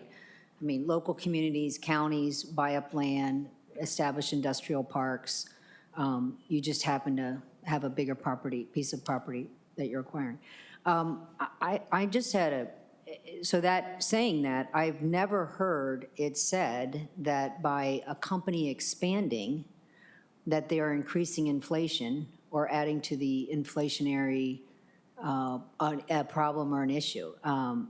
I don't recall ever in my relatively short time in government. Now, government just giving dollars away can increase inflation, but that would be really interesting for us to tell a company, particularly one already here in the state of Indiana, that we don't think you should expand because you're going to actually cause inflationary problems for us. So that's interesting.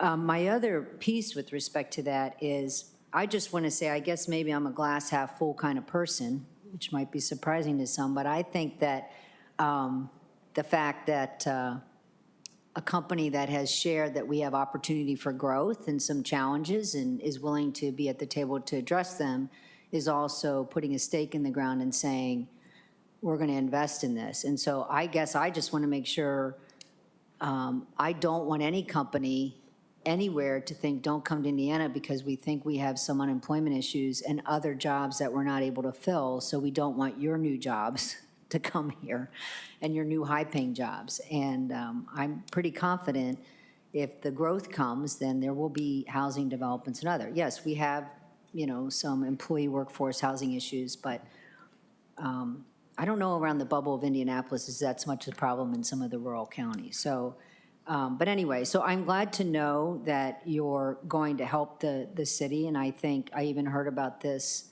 the rumors even up in Little Island County, and so I'm glad to see what the project is, and personally I'm glad that it's a company from Indiana that's going to expand and emphasize again that they're happy to be here.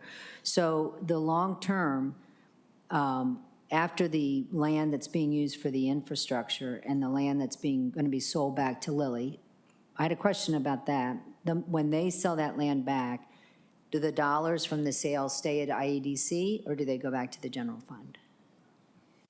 That's a good question, Senator, and one that we're continuing to work through with our partners in the budget agency and fiscal leadership in the General Assembly to determine what the best location of those dollars are. Can imagine how you would feel about that, but I'm sure you can imagine how I'd feel about that. So just putting it out there. And then I forgot my other question. All right, that's it. Thank you.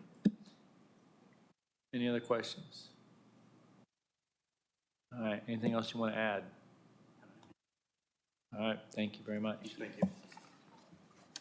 you. Next, Department of Corrections. Kevin Orm.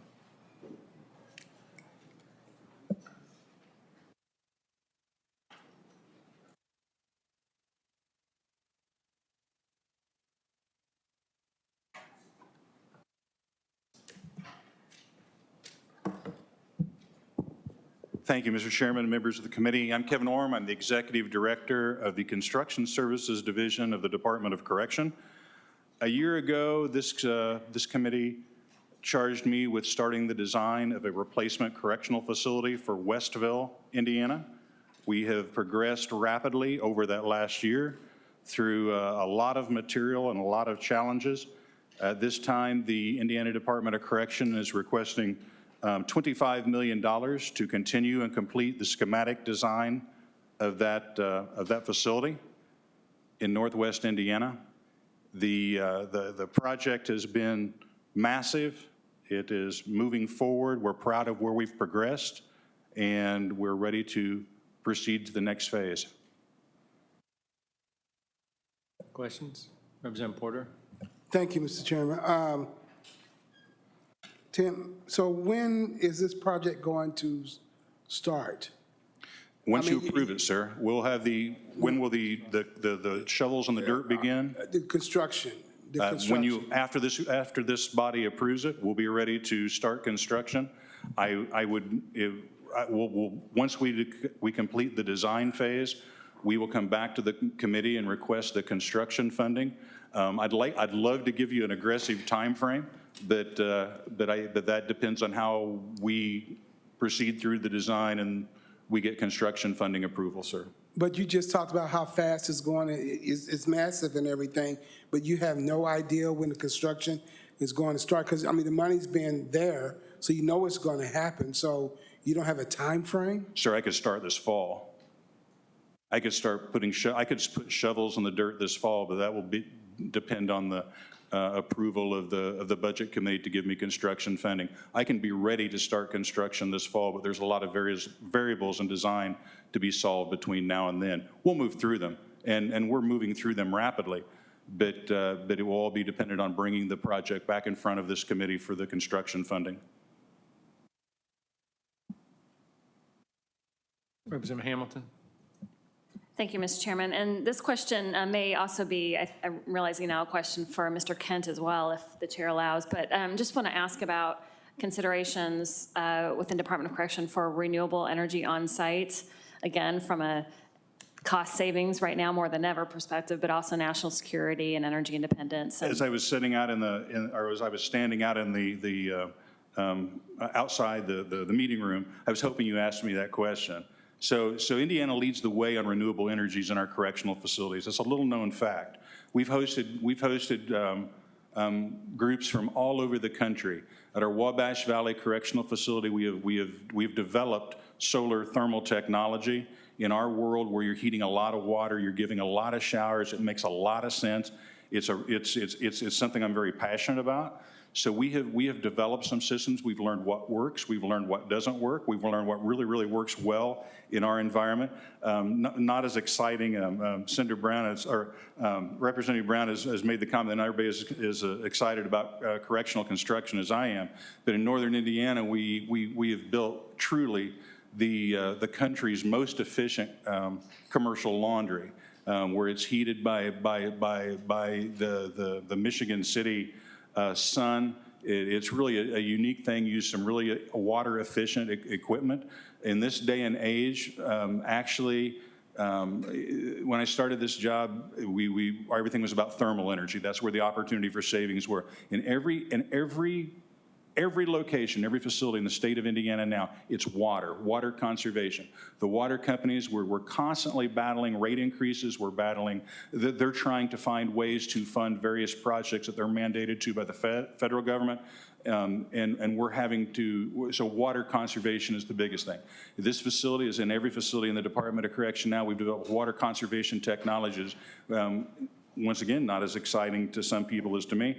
We partnered with a company to build the country's first water-conserving detention-grade shower head. I know that doesn't sound like much, but when your clients in some of these high-security environments can take that shower head and kill your staff with it, that's a very, so I'm proud to say that this facility will encompass everything from thermal energy conservation. We're going to put solar thermal panels on the roofs. It's a quick payback. The budget director and others on this committee have heard this from me many times. You know, these solar thermal investments that we make have a 3-year payback in construction, 3.5-year payback in construction.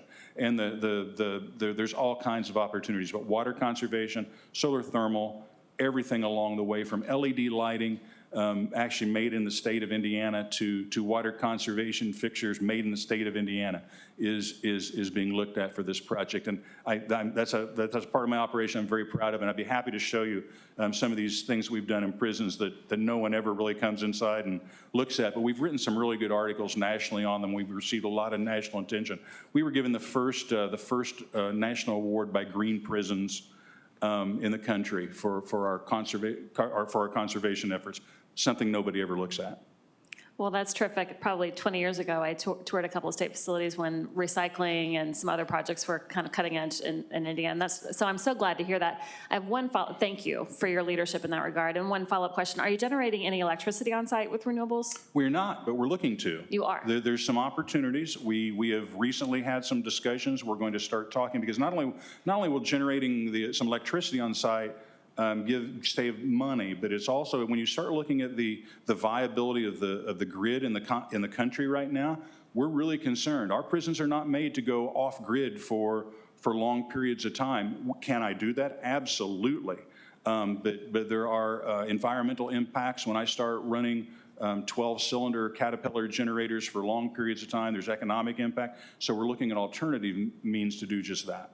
Terrific. And there's some really cool new technology out there for that we're exploring as part of this project. Thanks so much. I look forward to seeing it one of these days. Senator Brown.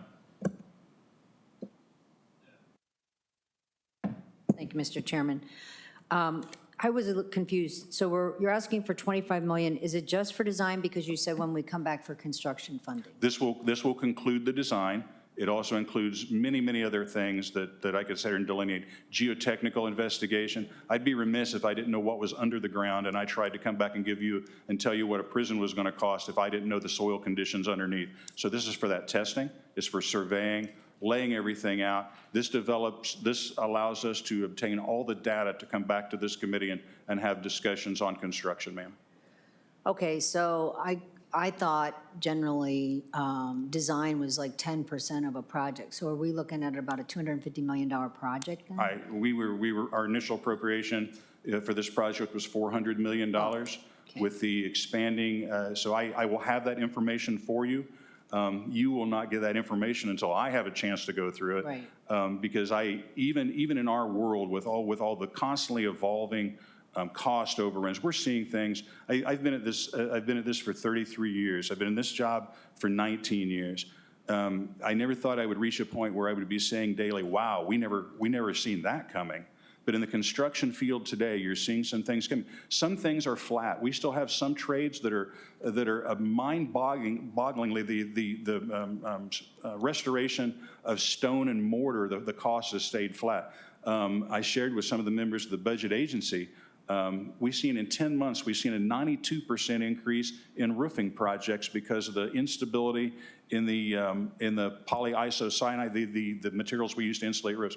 We've seen increases in those, and a lot of that is transportation, the problems in the Ukraine. I could sit here and lecture on that for hours, but it is really wild. But when I come back with a construction number, it will be one that I have put every ounces of my integrity into, evaluated every line item, and I have confidence to bring to you, ma'am.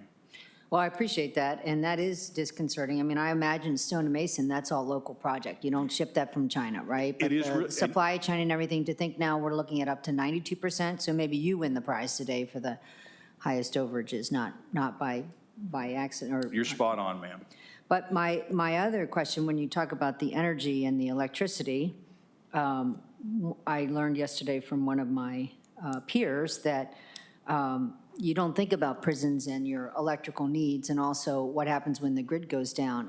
And having heard recently that Illinois sometimes doesn't pay their bills for electric and companies have to keep the electricity on for prisons, maybe even more so than hospitals would have backup generators. Didn't think about that. So at least we don't have that problem in Indiana. And if we can actually improve on that and back up our grid, that would be great. So thank you for that. Yes, ma'am. I just want to clarify, in the 21 budget, we had a fund that for A&E for certain projects, and Westville was one of the projects listed. And then there was a second appropriation for $400 million directly for the construction of the Westville facility. Any other questions? Representative Porter. So the 400, and you're right, that's one of the questions. The 400 million, so do you think you have to come back and ask for more than 400 million? I think I'll have to come back and ask for anything, sir. Even For if it's Westfield, let's be, will it drill exceed? down. Will it exceed the 400 million? Absolutely, absolutely it will. How much is it going to exceed that? We'll come up with those numbers, but we won't spend any of that until we come back and brief and get the concurrence and the approval of this committee to move forward. So will you have to, could you scale down the bed size at Westfield? Absolutely, if that needs. Because I know when you build the beds, you will fill them. In this case, it's replacement of beds. It's not building new beds as much as it is building replacements of beds that were a state mental hospital in 1974. When I first started my career with the Department of Correction, not in 1974, but when I started, that was the academy. When I went to the academy in 1989, my first thought was, wow, this is a dump. It was what we were using then. It's what we're using now. It's not the kind of facility that promotes, so the keystones of a new modern prison, some things that once again, we wouldn't have ever talked about when I started my career in the agency. We talked about the mental health needs of this emerging population of offenders. We have groups of offenders now that have substantial mental health problems. We've toured all over the country looking at new ways that they're treating these seriously mentally ill offenders. We found no one that's doing it right. Some of them say they are. Some of them put into some propaganda material that they are. But we found nobody that's doing it right. We've actually sat down with our own in-house experts and as part of this design started looking at mental health like no correctional system has ever looked at it in the country that I'm aware of. Medical, how we deliver medical services to offenders, human efficiency, how we do our job, protect our staff, protect the offenders, and keep everybody safe and working. Something really interesting. This facility that we're looking at. So this medium security population, they'll come back. They're the minimum security offenders, and this is somebody that I'm going to give you the big picture kind of scaled the simplified version because that's not my world of expertise, but they've trained me pretty well. The minimum security offenders we don't really keep long enough to make large scale changes in their rehabilitation. We bring them in, we put them through programs, we put them through Narcotics Anonymous, AA, all kinds of drug treatment. We put them through a series of things, and then they're released back. This medium security facility that this prison is specifically targeted for. We keep an offender, and I can't tell you how many years the typical is, but we have scaled. One thing we've looked at on this prison is as much as we've looked at the renewable energy, we've looked at the renewable offender. How do we take that offender? How do we give them the facilities to teach them a vocational trade, re-educate them, and put them back out on the street to be successful citizens? So there are some departures from what the standard prison that are all geared towards the emerging trends in corrections today.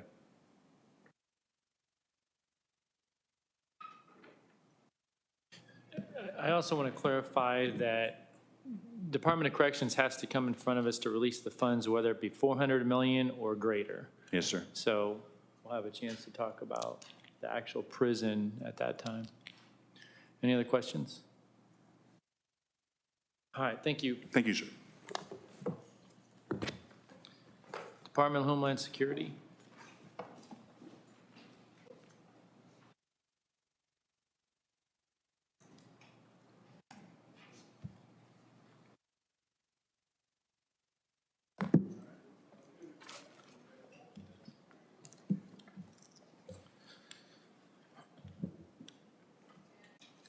Good morning, Mr. Chairman, members of the committee. My name is Joel Thacker, Executive Director of Indiana Department of Homeland Security. I have Adam Thiemann here, Chief Financial Officer, Indiana Department of Homeland Security. And we are here today to request funding for renovation of approximately 29,000 square feet of existing space in Indiana Government Center South. And what this will help us do is coordinate 3 separate areas that we're currently operating in into one area that we're sure will help with collaboration and communication within the agency. And it's been a number of years since that area has been renovated over there, looking to brighten some things up and make things more appealing for our employees. So be happy to take any questions. Any questions? Mr. Jackson? I just want to make a quick comment, just to kind of remind the rest of the committee, the expectation that's been long set for agencies and the projects that come to Budget Committee is that if it's appropriated in the capital section of the budget and it's over $250,000, then it has to come to Budget Committee to be released. We try to go at the budget agency just a little bit beyond that, just so nobody would ever maybe accuse us of circumventing Budget Committee. So even if it's not a capital or construction appropriation, if it's an operating appropriation, but it's going to be used for a capital project, we will bring it here to Budget Committee for that review, just in the spirit of being as transparent as possible. Thank you, Mr. Chairman. Senator Brown. All right, similar question. I'm looking, it looks like about $100 a square foot is what you're anticipating? I think it's about 76. 76, all right, I just kind of eyeballed it. So is that about average, and have you already gotten estimates and bids yet, or what are you? Our design firm that we hired compared that to the most recent projects that they had completed, and they were around $50 or $55 per square foot. So we were higher, but the projects weren't apples to apples. Ours is kind of a full renovation, carpeting, walls, furniture. But that's about 50% higher then? Yeah. Compared to that project that they referenced, yes.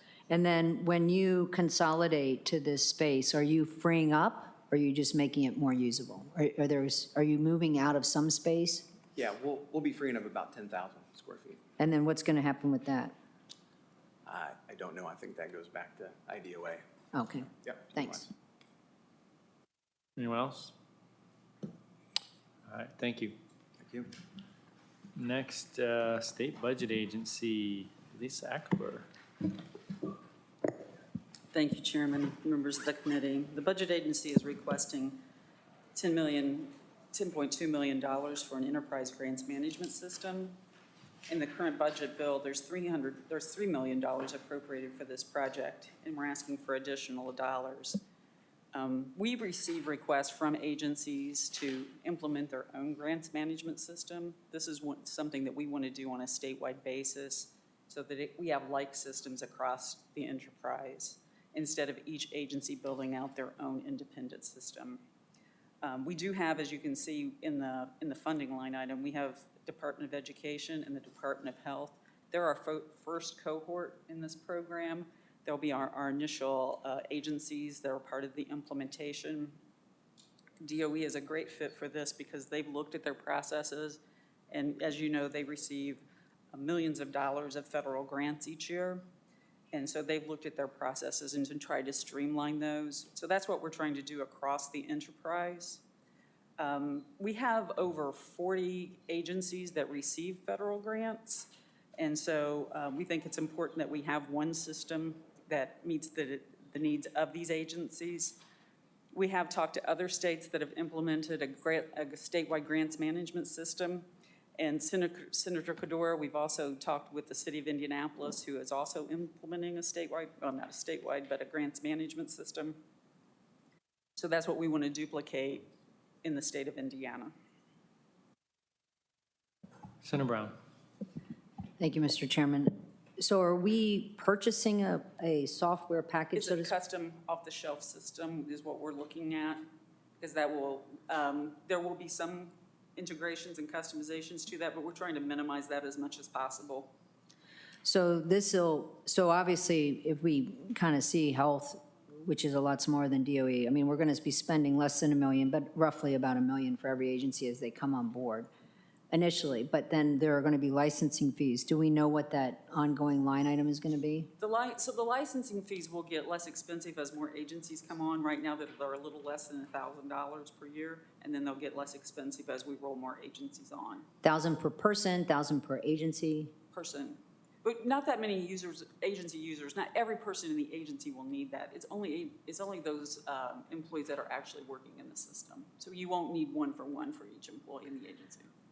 Okay, so, I mean, yeah, it gets less expensive, but there are more people. So what are we thinking that's going to look like? I mean, do you have, I don't need to know now, but I mean, are we going to know soon to start budgeting for that? Because that'll be an ongoing. I mean, that's some of the things that we're going to talk about during the budget session. Okay, all right. And then with respect to that, is this something that locals, I mean, obviously they've had some struggles more recently in the last couple of years with managing their CARES dollars and things like that, but overall, is this something that locals, like the DOE, are they going to be able to use this for local school districts too, as an example, when they have grants? Is it something like they can partner with? So this is something where if the Department of Education was giving out a grant to a local school, the local school unit would apply for the grant in the system, and then it would track the grant throughout the life cycle. Okay. All right, that'd probably be very helpful then. All right, thank you. Mr. Chair. Senator Cordora. Thank you, Lisa. Two quick questions. First, how much of the American Rescue Plan dollars that were given to the state, that the state budget agency can use for administrative functions, such as replacing an IT or software system? Well, I don't know if Chris Johnson is going to talk to somebody about some of this, but any of the dollars that are revenue replacement dollars can be used for administrative purposes, which is kind of the next line item on my list here, right? You know, as the American Rescue Plan did have specific line items, but also had a revenue replacement line item as well. Because I noticed several of these projects, including facilities, include like $15 million from the American Rescue Plan dollars and so on. My second and final question is, if we did not receive these dollars, I assume that we had to dip in the general funds or somewhere else to fund these types of initiatives if we didn't have the American Rescue Plan dollars. Is that accurate? If not, we would have to find another source of funding. That's correct. Thank you. Anyone else? All right. Lisa, why don't you go ahead and do your first stimulus. Okay, deal thank there. you, Senator Mishler, members of the committee. To your point, Senator Cordora, about administrative funds, as you recall, one of the past budget committees, budget agency came before you to ask for funding to do subrecipient monitoring for the CRF program. Well, this is the like request for the American Rescue Plan Act. When the General Assembly appropriates money, some of the entities are considered subrecipients. IEDC, IFA are subrecipients of the state budget agency. And so those things we talked about with a grants management system where we have to look at this through the life cycle of the grant, that's exactly what we have to do with the budget agency. We have to look through, we have to do risk assessments. We have to subrecipient monitor. We have to make sure that they receive an audit. We have to make sure that audit is clean. So all of those things we need to do throughout the life of the funding. And this is the appropriation that we're requesting to do that. Questions? All right, thank you. Next is State Board of Accounts, Kendra Leatherman. Good morning, Mr. Chair, members of the committee. My name is Kendra Leatherman. I'm the General Counsel for the State Board of Accounts. We're here to request $6.2 million in ARP funds to assist us in performing all the audits that are required under our statute and that are required under ARPA.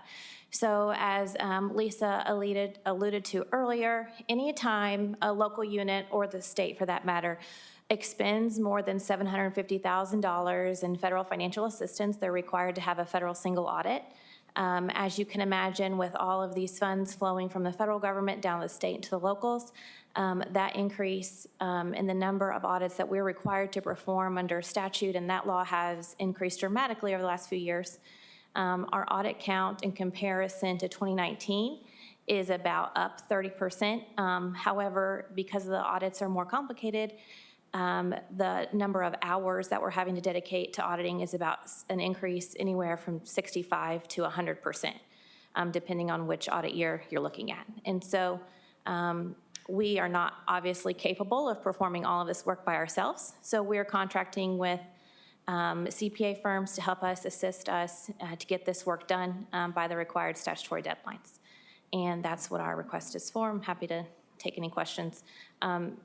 I know we've talked about this before, but this is an ongoing request, and so it's nearly identical to what we asked for last year because our agency funding for FY '22 and '23 is in the budget bill, and it's almost identical, so. Questions? Representative Porter. Thank you, Mr. Chairman. Your last comment, you said something you always ask for, but this wasn't, but this is ARP money, right? This is American Rescue Plan Yes. money, but it wasn't, so we didn't appropriate that for this, right? That's correct. Because it wasn't appropriated, that's why Why we we're have here. to have it on the agenda. So we still have the same need this year as we did last year. And so when we spoke with the budget agency about our need, it's up to them to decide where that money is coming from, and that's where the decision, the money was coming from. So, but we still had the same need from this year to the last year, and we don't anticipate that need going away anytime soon. All right, thank you, Mr. Chairman. So it's a need per year, which was not appropriated, so we're utilizing this one now for us to appropriate that through our committee to appropriate the $15 million, because it is an ongoing need. It is an ongoing need, yes.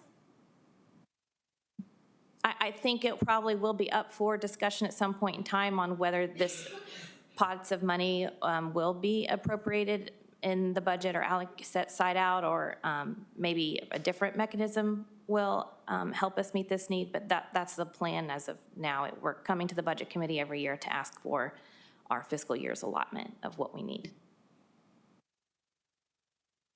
Any other questions? Senator Melton? Thank you, Mr. Chair. I want to thank you again. I remember us having this conversation during the budget committee, during budget session. And, we proposed an amendment to aid and assist that during the budget process, because I can only imagine the influx because of the federal funding of the need to do more audits. I think what would probably be helpful is to kind of reiterate again or share, based off the percentage you mentioned, how many more audits per year because of the federal funds. But I also think including the time frame is up to what, about 2026 possibly, because many of these dollars have to be used by that time frame. So it's not an ongoing, it's the life of the ARP money, correct?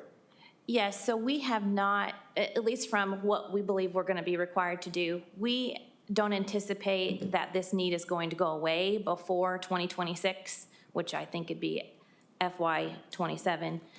Because the way the guidance for ARP currently reads is that it has to be obligated by 2024, and then it has to be expended by December 31st, 2026. Okay. And when you determine whether someone needs a federal audit, it's based off of expense, not award, okay? So we will not know until March 1st of 2027 whether particular units are going to be required to have an audit over those calendar 26 funds.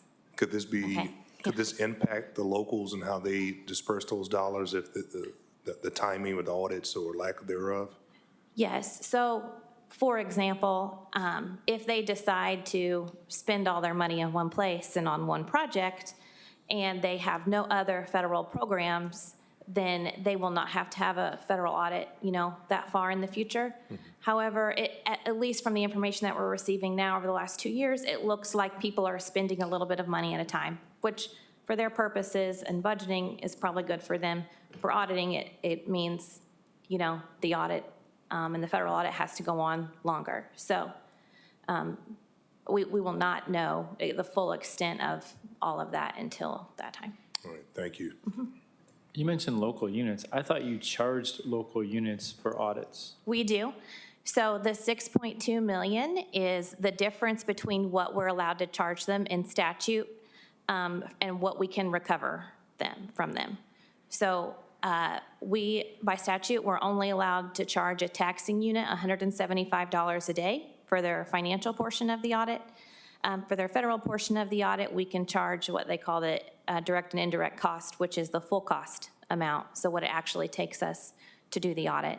But because there is that difference there and it costs us more to perform it than we're allowed to recover from them, that's where the gap in funding is. Senator Brown. I had forgotten that point. And so I'm not saying that a local unit of government is inefficient by having lots of little pots of money in programs, but there's no incentive, in a sense, if they're, what's the full cost? Where are we between 175, which they reimbursed us, and I believe currently our full cost is somewhere around $109 an hour, which is what it cost us to make our agency fully funded. So if we... Is it a typical 8-hour day? We calculate that about on a 7.5-hour day because that's what the standard rate for the... We, as a Board of Accounts, we work longer than 7.5 hours every day because we're on a flex schedule, but it's based on, 7.5 hours a day. So over $800 is what you're incurring, and we're getting reimbursed $175 a day from the local units of government. When was the last time we changed that? I think... Or looked at that fee? Dr. Brown can correct me, but I think it was 2015. Right, Paul? 2015? In 2015. And it's a little bit more complicated. We charge them $175 a day for the financial portion. For the federal portion of their audit, we can charge them the full cost. And I can send you a chart that shows you kind of the average amount of time it takes us to do an audit. So, for example, let me pull this up real quick. Just your typical county, they don't have an ACFR and they're not on GAAP. It takes us 76 days to do the financial portion of the audit and about 15 days to do the federal portion of the audit. So 76 days, 15 days federal, you're able to be reimbursed full. Correct, for the full part, yeah. And 76 days, you're not. Correct. So 76 days, these are my words, you're losing $700 a day. Right. I think the theory behind this is, at one point in time, units were only having to be audited because the statute said they had to be audited once every 4 years. Once we get into federal audits and GAAP, it's not the requirement to be audited once every 4 years that's making these come up every year. It's the amount of federal dollars that everyone is receiving. And so historically, it's been a give and take between the locals and the legislature on what that cost for an audit is. Because we do have a general fund. And so, theoretically, what we can charge the unit plus the general fund is supposed to make us whole. It doesn't exactly work like that when we have all this much work. But so is there a case where, you already expressed one program, one audit, and they've spent all the money in a year, we're done. Lots of little programs, good or bad, right, over several years, lots of audits going on and on and on, at least until 2026. But is there ever an instance where the local unit of government has, the information they give you is, what's the politically correct way, maybe a little more problematic, so not because of the number of programs, but because of the. Yes.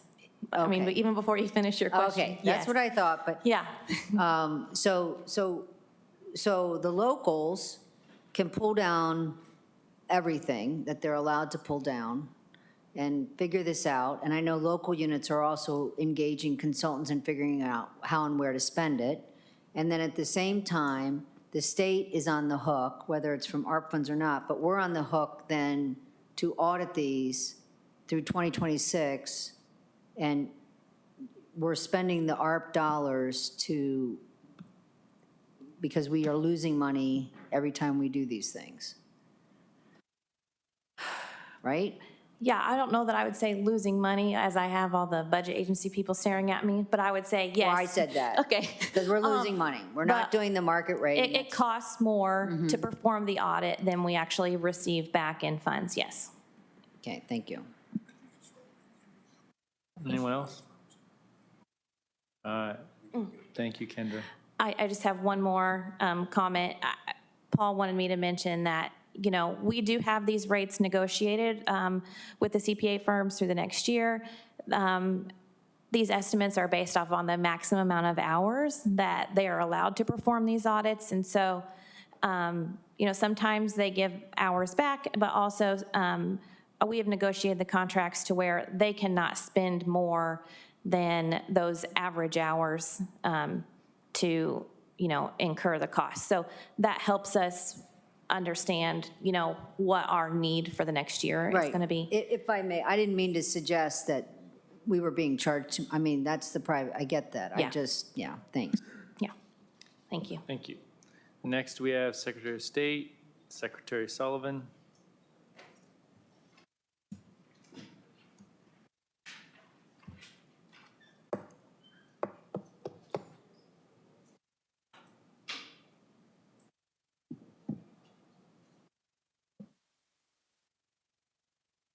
I guess we don't have Secretary Sullivan.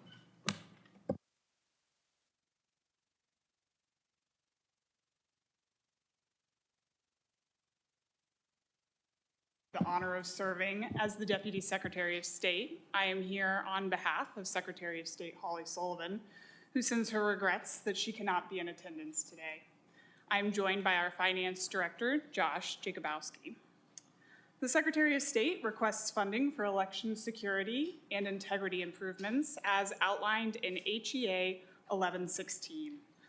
The law requires every voting system in the state of Indiana to have a paper trail by the presidential election in 2024. 12.3 million will pay for the voter verifiable paper audit trails, often referred to as VVPATs.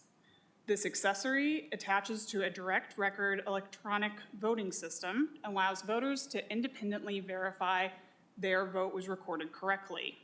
In addition to boosting voter confidence, the paper trails are used in recounts and audits. Additionally, $3.2 million will be used to fund a one-year extension of the cybersecurity agreement with FireEye, an industry leader in cybersecurity, intelligence, and threat detection. HEA 1116 extends the agreement between the Secretary of State's office and counties through January 1, 2028. This funding is essential because each county connects to the statewide voter registration system, and therefore each county is a part of Indiana's critical infrastructure. Thank you for considering this request. We're happy to answer any questions the committee may have. Senator Brown. Thank you, Mr. Chairman. So I'll go back to start with the 3.2 million, just so people, and I understand, this is the voter registration system. In other words, our information, our birth date, our address, those of us who are registered to vote. Has nothing to do with the actual voting systems. So the 92 counties in the Secretary of State's office are all connected, and so this is a cybersecurity protection system we're continuing to pay for, right? That is correct. Right, has nothing to do with hacking elections. Right. But then if I think when it was the previous secretary, Secretary Lawson, I thought was there a sample machine in the office where legislators were invited to go down and understand how this worked, if I'm not mistaken? Secretary Lawson did host an event like that, yes. Okay, so what this does is these machines across the state are not all connected. There's no cyber hacking concern there. My Allen County will have these machines, and I'll go in and vote as I have in the past. I probably won't even know the difference. But it's not going to be connected to XYZ County in southern Indiana that some little gnome in a basement can hack into Allen County's election system, right? That is correct. No voting systems in the state of Indiana are connected to the internet, and statute states that it is illegal for them to be connected to the internet. Okay, and so just to make sure I understand, because I was explaining this to someone recently, I think correct me if I'm wrong, I can go in and I'm the third voter for the day. I get my ID number 3, after I've showed my license and everything. I go to vote, and if for some reason they find out that I already mailed in a ballot or whatever it is, or stolen identity, or I failed to register, they can find number 3 vote, right, in the system. I'm the third voter. Is that how this works? So the voter verifiable paper audit trails are devices that are attached to the DRE machines. So when you go to vote, you would cast your ballot as you traditionally always have. You would press the buttons to cast your vote, but there will now be an accessory attached to the machine to the side that has a piece of paper that lays out exactly what you pressed on the machine. It's also on the paper as well. So the VVPATs are specifically to provide a paper trail for how a vote was cast, but that paper trail does not include any identifying information.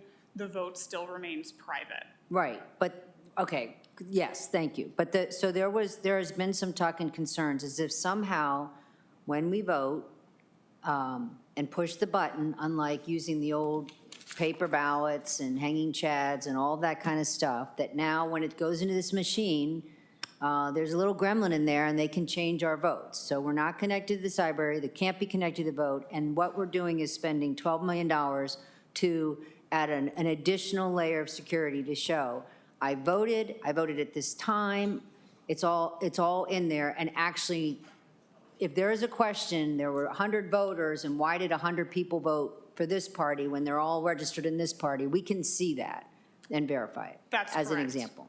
Okay, thank you. That's what I thought. I just want to make sure. Any other questions? Mr. Chair. Senator Gadora. Thank you, Mr. Chair. Thank you for your presentation. I serve on the Elections Committee, so question, why are we doing this in Indiana? I just want to follow up on Senator Brown's comment that this does not tie to hacking, so why are we doing it in Indiana? Well, the Secretary of State's office is moving forward this initiative because it is a part of HEA 1116. The purpose is to both increase voter confidence and also provide a paper trail so that when recounts and post-election audits are conducted, they're able to see the paper trail. Thank you. In the last 10, 20, 30 years, how many cases did we have in Indiana by which we had somebody who fraudulently casted a ballot or was prosecuted by law for that? The Secretary of State's office doesn't house that information. That's handled at the local level with all 92 counties. The answer is 1. Thank you. All right, thank you. Before we move on, I see Representative Snow taking notes in the back corner there, so welcome to the Budget Committee meeting, Representative Snow. All right, so we have 2 review items with the FSSA, Allison Taylor.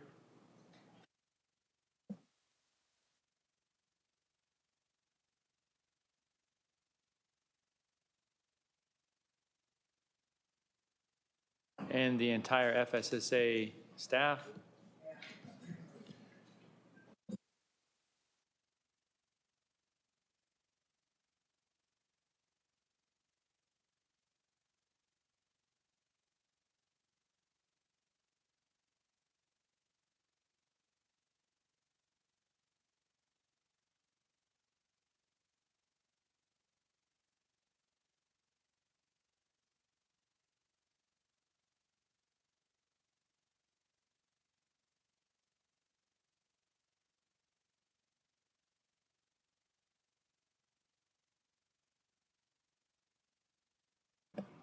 Okay, sorry, it's been a few months. I forget how this works.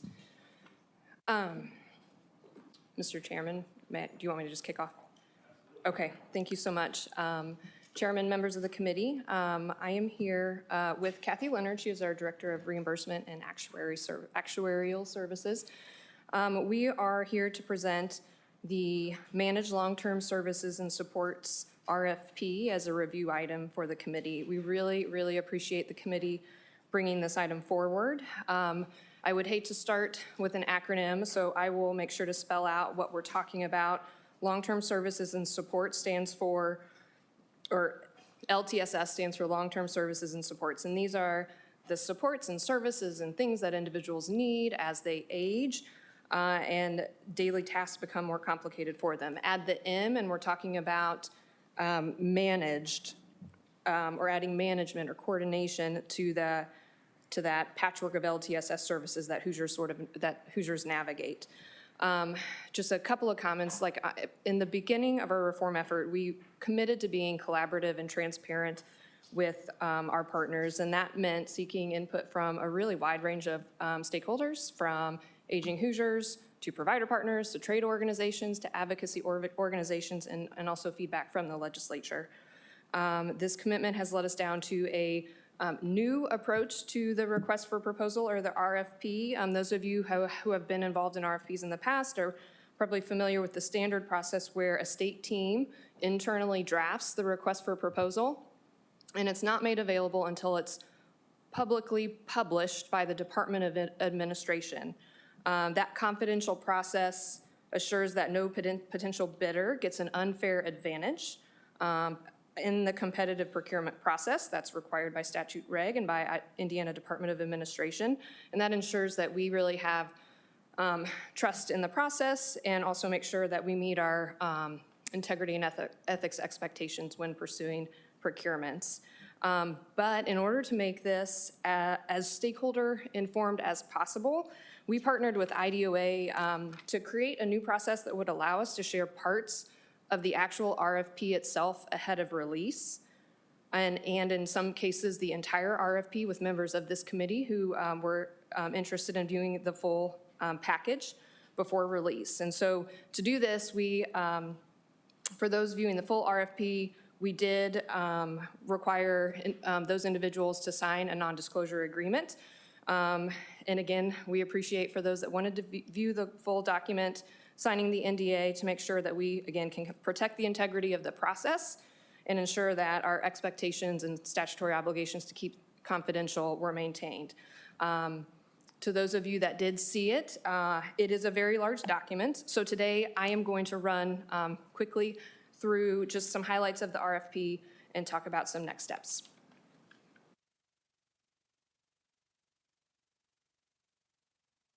Oops, sorry. Okay, so really quickly, here is what we are at the heart of what we're talking about today. The RFP is designed so that Hoosiers will have choice of where they age, they'll have access to quality services that keep them at home, and we'll have a financially sustainable program.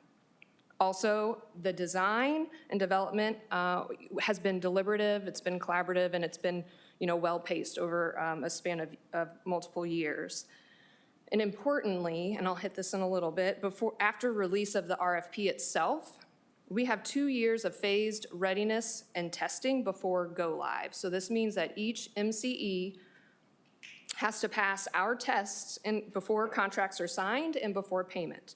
And I'll hit on that in a bit shortly. So I will now turn to a little bit more detail on the RFP design and aspects of it. So to start, we've identified about 6% of our total Medicaid population who would benefit from moving to a coordinated model. They're the dark green 6% box on the far right. They're currently within our fee-for-service program, which is about 16% of the program. But if you zoom out a little bit, this is a view of our full Medicaid delivery system. And just to kind of remind committee members that the left 3 columns are our risk-based managed care programs. That's 85% of our Medicaid members get their care here. That's 1.7 million Hoosiers, children, pregnant women, adults, age blind and disabled under 60. These programs go through a competitive procurement process that we'll talk about today. So we draft a scope of work, the contract that the plans have to live by. We competitively procure to get plans that meet the specific needs of that population. We aggressively manage those contracts every day of the year following go live. And then we redo that process every 4 to 6 years. So we go through the re-procurement process, so we've got a way to continually evaluate and refresh. In the last handful of years, we've undergone 3 major procurements covering 1.7 million lives, and we've kept to our standard compliance verification process. And I'm going to describe that a little bit here today for you, where it's been phased, systematic, and ultimately successful in re-procuring those programs. I think the key point on this slide really is that procuring MLTSS via a competitive procurement process fits in our existing expertise and within our current delivery system. And here, this slide is a closer look at the population that makes up the 6%. And these are our aging Hoosiers. And the important note here is that the number of aging individuals is growing. In a managed environment, we can maximize the opportunity for that growing population to age at home, as we're better able to provide them an array of services and maximize kind of their local supports to keep them home. But without coordination, we could see a poor health outcomes and health experiences, lack of access to supports that could undermine our desire to keep folks at home. This population, here's the top handful of bullets, go into a little more detail. So again, these are 60 and over who are current nursing facility residents. So the MLTSS design that we're talking about today allows those individuals to stay where they are and age successfully with the supports they need in the nursing facility. But for our age and disabled waiver recipients and those age, blind, and disabled who are 60 and up, those are the individuals in the communities who the design will really help them stay there longer. And just a quick note, that 4th bullet indicates, kind of summarizes the top 3 in that most of the folks, the majority of the nursing facility, A&D, ABD, are actually dually eligible. So that means they're eligible for Medicare and Medicaid. So they carry around like 2 benefit cards and navigate 2 health coverage systems.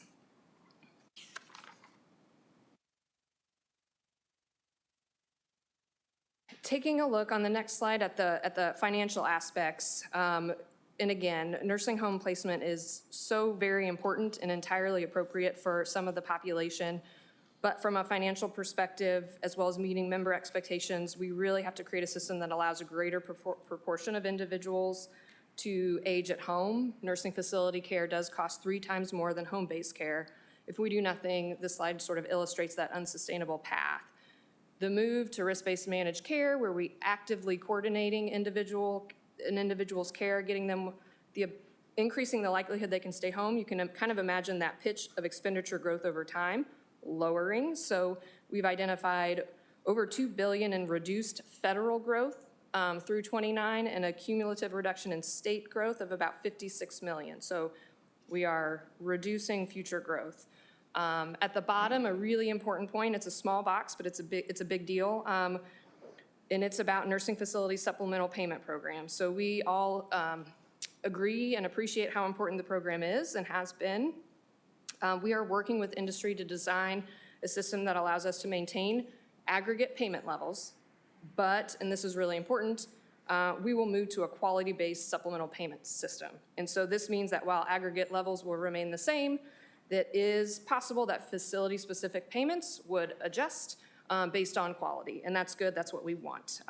We are working with industry now, so we have a transition that's minimally disruptive, and we are confident that this transition to quality should put us on a good footing also with our CMS partners. So that's an important piece as well. Really quickly, I'll just hit back to the procurement process. I mentioned this, but we'll hit on just a few more kind of indicators of how we've really tried to be inclusive and transparent in this process. So ahead of even drafting the RFP, we surveyed families and caregivers and held a myriad of co-design sessions where we were just getting information and feedback about what is your lived experience now with long-term care. And to make sure we had the best product, we also had our stakeholders co-design a request for information, which is the document that we put out to industry, to health plans, and we say, hey, tell us what you can do to make our service delivery better. What's the innovation? What's the opportunity? So they drafted 75% of that with us. We also evaluated every state in the country that had MLTSS. We took a look at their policies and contract language and picked the best of the best.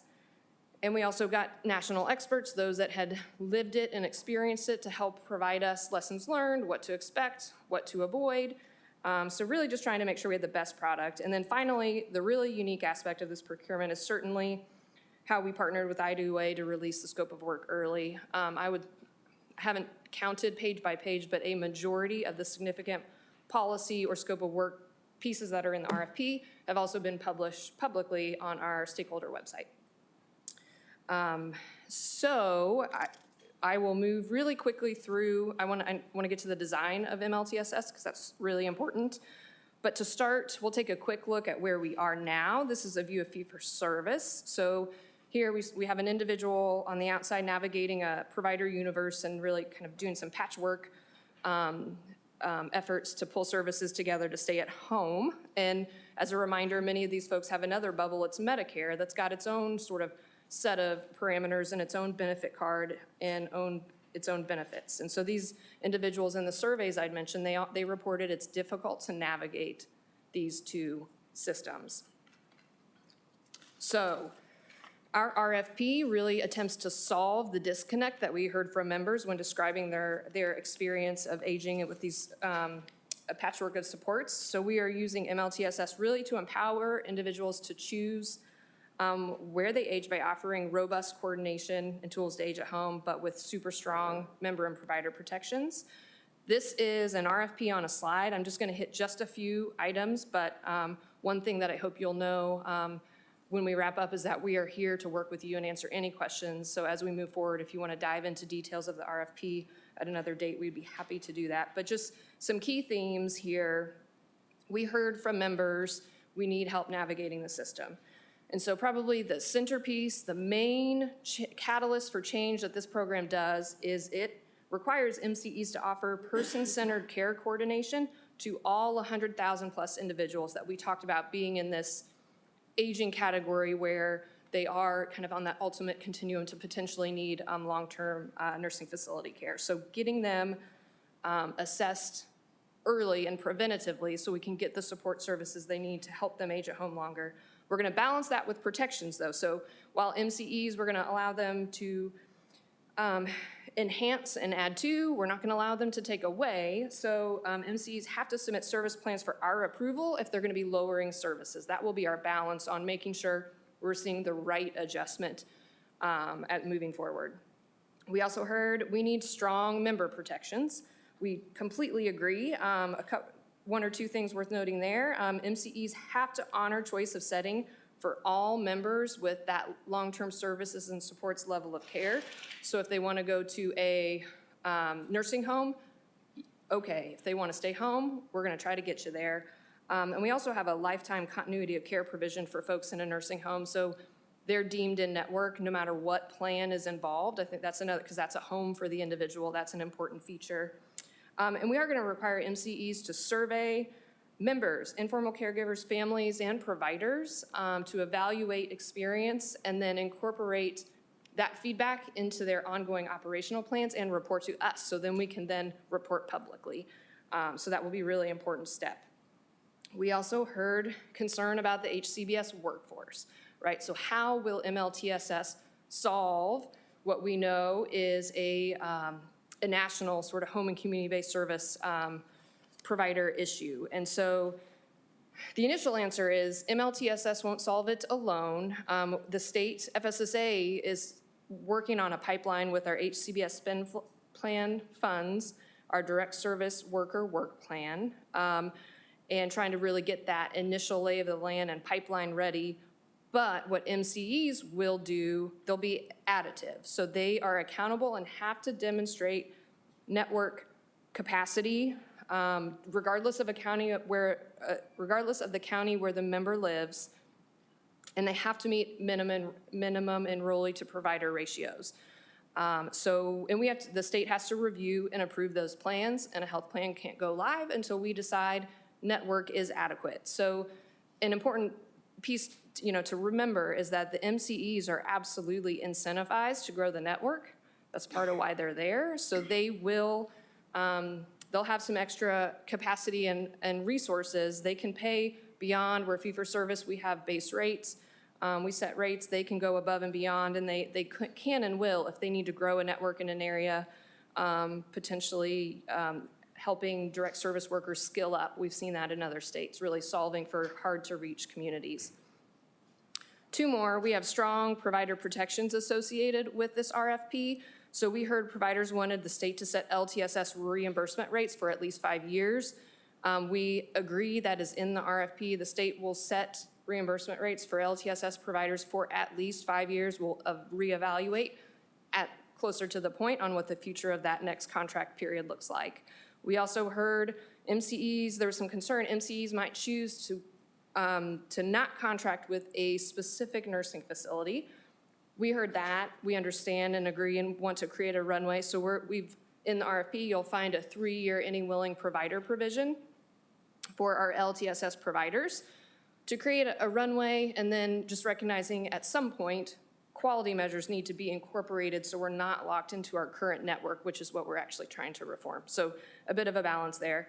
And then we also heard we want consistency with utilization management practices. So we are requiring MCEs to develop utilization management plans that are comprehensive, that require more standardization, that limit customization. So again, all steps to shore up that process. And finally, all wrapped in state oversight, so that black line kind of represents our daily oversight duties. We'll be publishing key metrics on claims performance, prior auth, quality performance, network adequacy, just all the stuff to ensure that we are meeting the deliverables that we set forth in the RFP.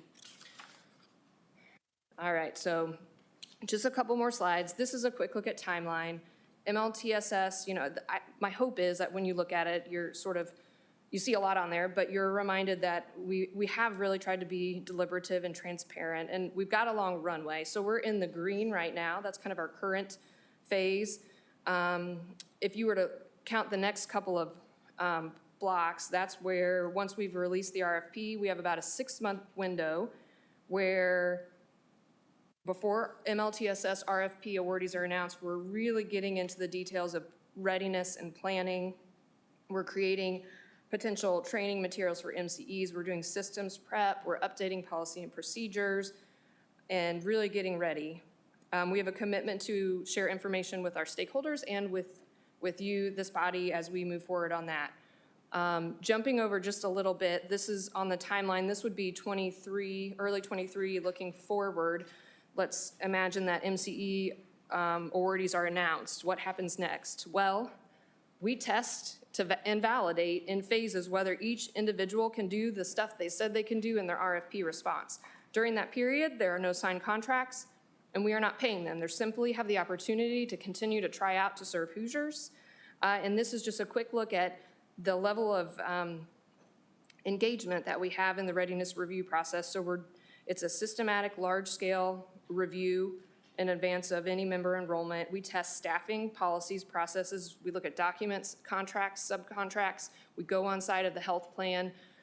We are evaluating everything top to bottom. You can kind of imagine a funnel. We put it all in the top, and then we refine to the point where we've evaluated and demonstrated readiness at every angle.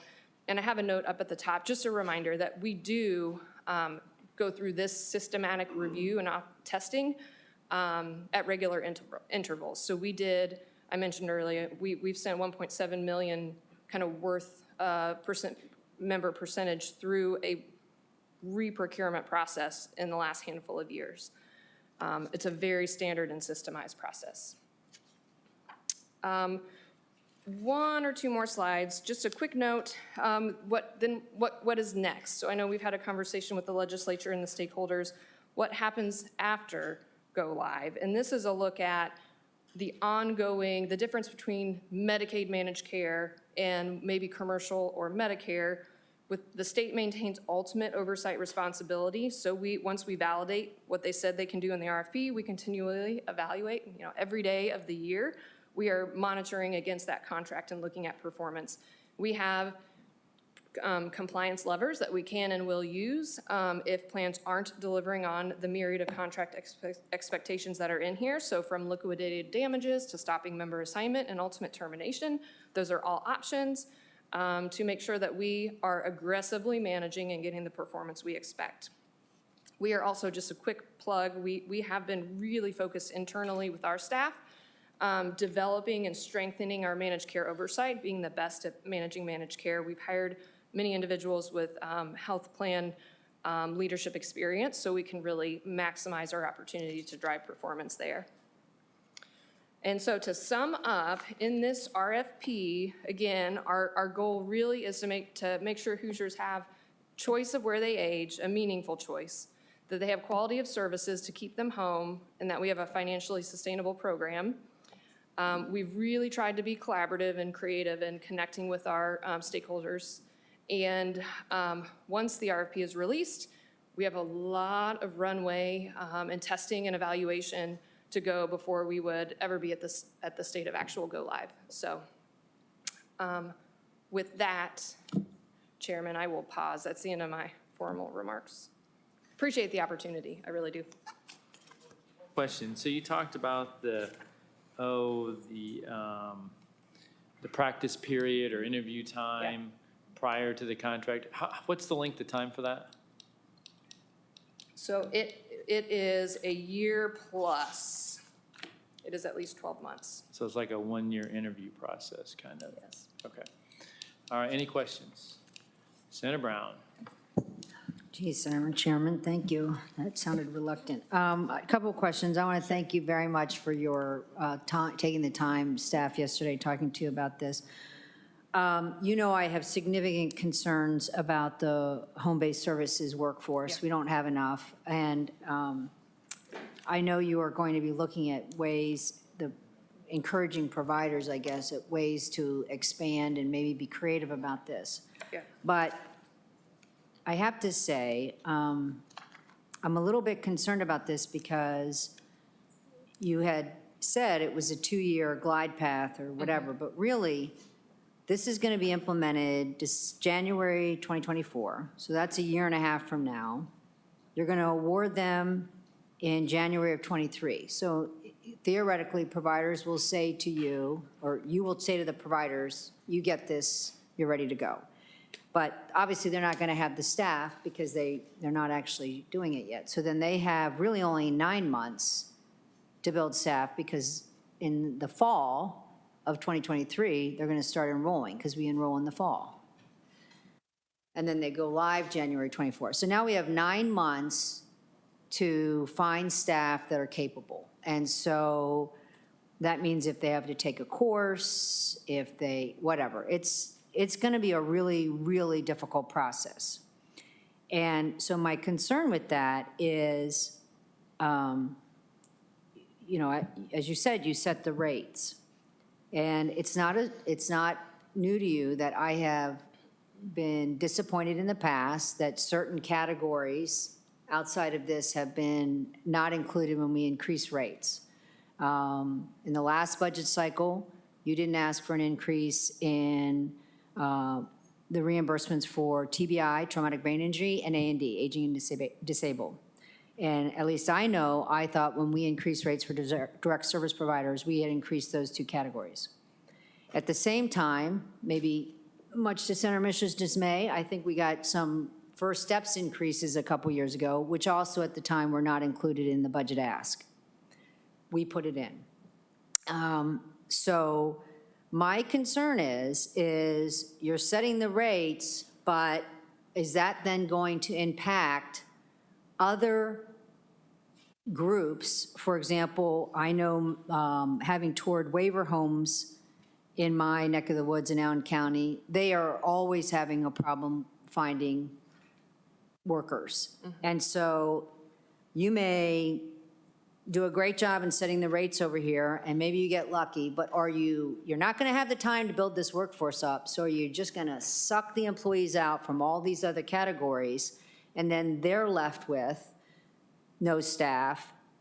And so I think that this is going to be a lot faster, and I am significantly concerned, and it'll be interesting to see your budget proposal, what you're contemplating on increasing rates for other categories besides this, because this is going to have to be robust, in my personal opinion, to make it work, to get people, particularly in this particular job environment, but just generally to get them qualified to do the jobs. Because my providers are saying, we have seen a significant reduction in the workforce, whether it's RNs down to, I don't know what the home health care aide person's degree or requirement or certification is.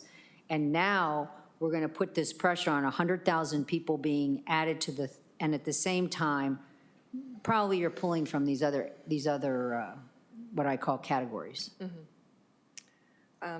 Senator, I appreciate your comments, and we are committed to continuing the discussion. The work on investing in HCBS workforce has started. So I do think when we say Q1 go live, that is not Jan 1, Feb 1. I mean, it is when readiness is demonstrated. We've targeted sometime in Q1 as when we think based on current timelines that we could go live. So I guess I wanted to say that. And we will absolutely, I think we should sit down, and happy to do that with any committee member that's interested in our direct service worker work plan that is complementary to MLTSS. It's part of our larger LTSS reform, and it's having that exact conversation that you're talking about, getting very detailed and granular about demand, what do our policies support or maybe not support, take a look at the regulatory environment. I think we are committed to really taking a comprehensive look at what does the infrastructure look like and how do we prepare for a growing, the population is aging, so it's incumbent upon us. So I think we've got a lot of work to do with you, and we look forward to that.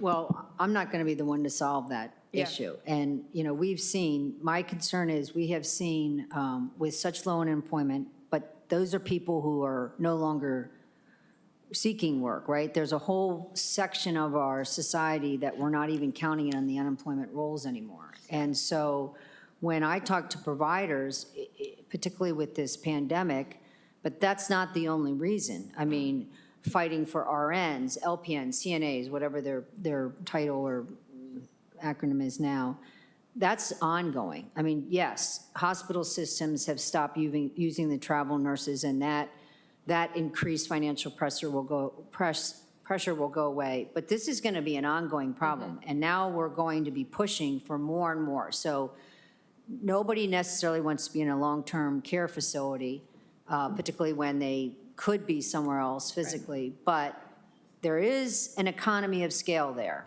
But you have 100 people in a home, you have 100 people in their homes needing people to drive there and take care of them. That really increases the sheer number of people we need. And they're going to go where the money is and the value is, and we've really got to figure this out if we're going to move on this. And it's not just this particular category. It's across the board. And that is what I really want to emphasize.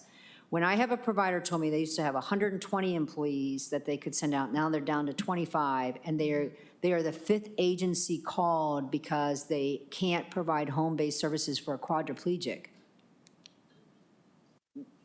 This is, I don't know how much we're going to have to pay, and I guess I say that to my fellows. So when I say to constituents, we've got a looming Medicaid issue, whether we move to this program or not, we're going to have to put more money in the system if we're going to supplies it. So that's fulfill our promises, I guess. And that is a real concern for me, because we can't just look at this one category. We have to look at all of them. And I hope that we're going to be doing that. I don't really hope, because that's going to be a huge budget impact, but that's something we have to think about, right? Thank you. Mr. Jackson. Thank you, Mr. Chairman, and Allison and team, thank you for your work on this. I know this has been a Herculean effort over the last several months. You've shared some data in the past, and I just wanted to see if you could remind me a little bit. In terms of how Indiana compares on our nursing home spend to other states, my understanding is we are in like the top 2 or 3, something like that. Is that? So I think it depends on what you include in the spend, but certainly the supplemental program that we have in terms of expenditure is one of the largest in the nation. So when you include that, we do have a pretty high. And that's not per capita. That is just in terms of outright expenditures. We spend more than states, significantly larger than Indiana. Is that accurate? That, I think we'll have to check on the aggregate spending. In terms of quality measurements, how do we compare to other states in terms of our nursing home quality or outcome? Are we, given that we spend a lot, are we one of the better performers, or? We hope to be one of the better performers in the future, but right now that is one of our challenges. And in many categories, we do appear closer to the bottom than the top. And that, as Allison mentioned, one of our goals in this is that we're looking to add quality components to that supplemental program to really tie the quality and the payments together, because you're right now, we have a disconnect. We're spending a lot, but we're not seeing as high of a quality as we like to. How many nursing homes do we have in Indiana? Last count I think was 520. Who is the largest owner of nursing homes in Indiana? HHC, they've got about 78 facilities. Okay, thanks. Senator Melton. Thank you, Mr. Chair. I know it's a complex process that you all are going through, and I'm aware that you're in the communications with a lot of stakeholders. You know, I know my office, we received a lot of calls regarding the process and the questions. Just some of the questions that I gathered from the meetings that I've had, if I can just ask a few of those, just to get a little clarity. Will the managed care entities be required to contract with any willing provider without a sunset clause on a requirement? Because currently FSSA wants a 3-year sunset. Right. And only willing providers after the program launch. So just kind of curious on your thoughts on that. Yeah, so thank you for the question. That has been a topic of continued discussion with stakeholders. As we look to design this program, we're really trying to, and I am going to answer your question. We are trying to balance a few different angles. So like there's the stakeholder provider concern, there's the best practice, what is sort of industry standard or what helps us get to our reform goals. And then there's also what's the best interest of member. Like this is, at the end of the day, this is about getting members what they want, which is for a majority of them aging at home. And so we have had a continued dialogue with industry. At this point in the RFP, we have a 3-year any willing provider window. So that is, there's a few things where we're not 100%, to get together, and that would be one of them at this time. We are happy to continue the discussion, but trying to balance the point where at some point you've got to step to where quality is a factor, and you can allow some movement there. So I appreciate the question, and just to be transparent, that's an area we continue to discuss. Great, thank you. I think another question, will FSSA rebase reimbursement rates every year, which is current practice? I know that's been That is mentioned, another industry ask. I would say that the nursing home industry has asked for that. I think we're taking it under advisement. Like we know it's a request. It is, it's a big hill. We don't do that for other industry, right? So if you talk about the ecosystem and balancing our broader, there's a lot of long-term services and supports providers. We're focused on the nursing facility component, which is really, really critical and important, but we have a massive sort of waiver provider population that historically has gotten some ad hoc provider rate increases, which, as Senator, you've mentioned, there's some challenges there. So again, trying to keep the balance. We want everyone to come along with us. I think that is something we know is an ask, something we will really critically evaluate, but just being transparent that it's a complicated question. But we do, as a policy, we would love to update our rates more frequently. So I think philosophically that we're. All right. Is it addressed in the RFP process currently now, or? I don't believe our rate, that is outside of the RFP, because the health plans, they basically just need to pay.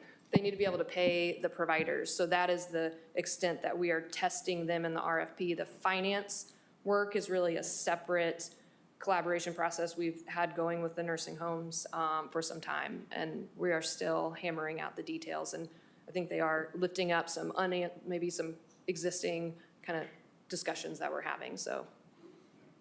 Would you correct, Kathy does lead the reimbursement work, so I want to make sure I didn't misstate it. Yeah, we are doing a lot of work on what the reimbursement formula should be going forward, and I think depending on what formula we can come up with, that'll help drive with a timing that's appropriate for resetting the rate. So it's something we are actively working with the industry on. All right, in my last one, Mr. Chairman, I appreciated this. I think you kind of addressed this in your presentation. Will reimbursement be continued to providers until recipients are transferred or discharged from a nursing facility? If that can be shared. Yeah, so that is, and I'm gonna try to find a note, because that is an issue that we have discussed with the nursing facility industry. We do, it's one of those where I think we've taken some steps, and so in the RFP, we have language that the MCE must pay for 5 days after an individual is discharged, just to make sure that there's a runway. Right now, that doesn't exist, so we're doing a couple of things. We're saying no retroactive denial, which is bad, like that should not happen. So we're clarifying that, and then we're also saying for when an individual is discharged, MCE, you shall pay for 5 days, because it goes back to the balance. I think the ask that you had was maybe indefinite to placement.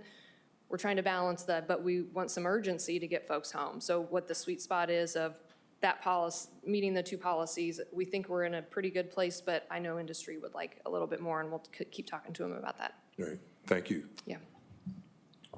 Mr. Chairman Porter?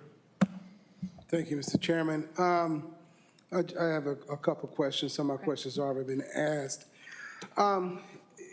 Allison, we talk about a $2 billion savings. I mean, you've thrown that out there. It's been out there for a while.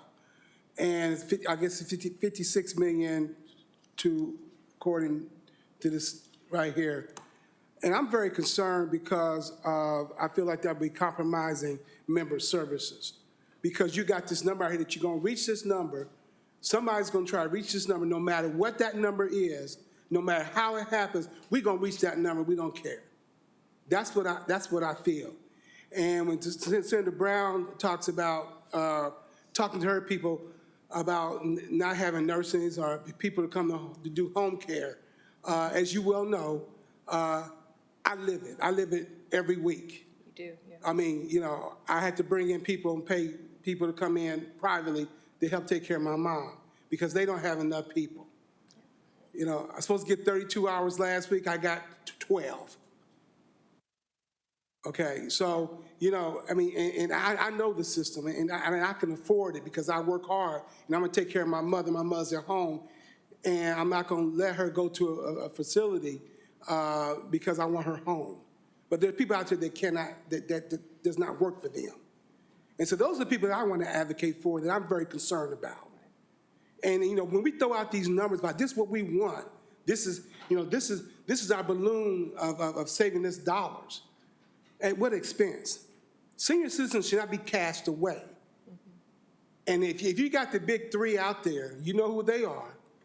You know, they're about $40 billion profits. And why do we as a state want to roll this out, push this out so fast without really having more accountability and more transparency when it comes to dealing with trying to take care of our seniors within our community? You know, you talked about, and respectfully, you mentioned, and I wrote down how, you know, you're going to ensure, my question is, how do you ensure that the enrollees are not harmed if the safeguards aren't written down? If someone is trying to do something, and you mentioned that it's I wrote it down. I was writing real fast because I was trying to keep up with you and watch you. sorry. No, that's fine. I mean, I talk fast, you see right now. How do we ensure that enrollees are not harmed if the contract's terminated? What are the safeguards for that? And can you answer that? Because that's a concern of mine, because they can do that. Yeah, I understand. I hate to throw out, so you're referencing the comment of trying to demonstrate that we manage these contracts actively, and we have tools to make sure they perform, to your point, to ensure they are doing what they said they would do in the RFP. One ultimate tool would be termination of contract, but there are significant protections and safeguards. If that were to ever get to that case, there is an unwind process, and so I could follow up with the specifics of what that looks like. That is not something anybody would want. There would be a lot of corrective action compliance work heading up to an ultimate termination. It's happened in states before, but there's a whole lot of robust compliance work where if you're doing your job well, we don't get to the point where it's a surprise. So I appreciate the question. Can I speak to the question about the savings? Sure. Yes. So one thing I did want to point out, when we started working on this program and the planning, the whole intent here was to be a sustainability project. So it's even on our bullet points up there on our screen. It's to be financially sustainable. And we said we have a couple of main goals. One is to allow more Hoosiers to age at home, and the other was to improve quality. And that was the direction we went in. The savings that we're projecting are really sort of a byproduct of that, to say, if we can get more people at home, there will be these savings. It didn't start out as hey, we need to save money, and how can we save $1 billion? It's just that by improving the quality and shifting more people to home, we get those $2 billion of projected savings. So I just want to make sure that we're really viewing this as a sustainability project and not a cost-cutting exercise. Thank you. And then on the service side, I think Kathy described the financial.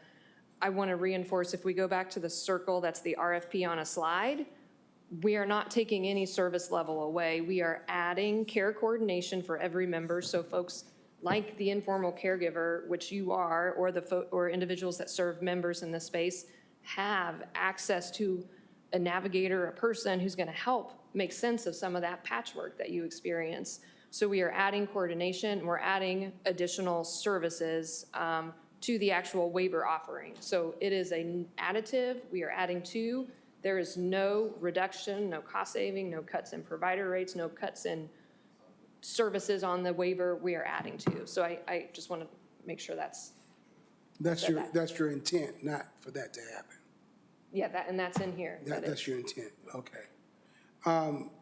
Mr. Chairman, just a couple more. You talked about diving into the details if something, you mentioned about going into details at another date about the contracts that would be awarded. And that maybe the legislative process would have some input into that. Or will they? Will legislators have an input into that? Because as we talked before about the transportation issue company that we had about 2 years ago, they had it and it went helter-skelter.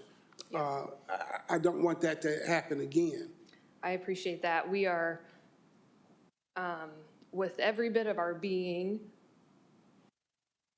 avoiding that situation. So that the NEMT process, we admittedly did not, it was not within our construct that I've described. I've tried to tell a story, which we don't often do well, what is involved with managed care, readiness, procurement, testing, validation, and then ongoing oversight. So basically everything we described is different from how the NEMT rollout went. And so we are leaning in very hard on our experience of successfully reprocuring risk-based managed care, and we'll be incorporating all of those best practices, but also actively learning from NEMT experiences. So this is a cross FSSA, it's an agency-wide project, so we have a leadership from top, down involved at every step. And we are active, the long runway, the readiness, the testing, we are making sure to not repeat experience from the past. And I think keeping you engaged too, right? I don't think we had the conversations even with the legislature as we should have heading into NEMT, so there are no surprises. We want you to understand exactly what goes into readiness and testing, what we'll be evaluating, so that way you know what questions you might have, and we can kind of engage. And on the timeline, we do commit to kind of keeping you updated and abreast of progress. So we're kind of going on this journey together. I think I've ridden this horse enough, I know, Mr. Chairman, so I yield back to you. Thank you.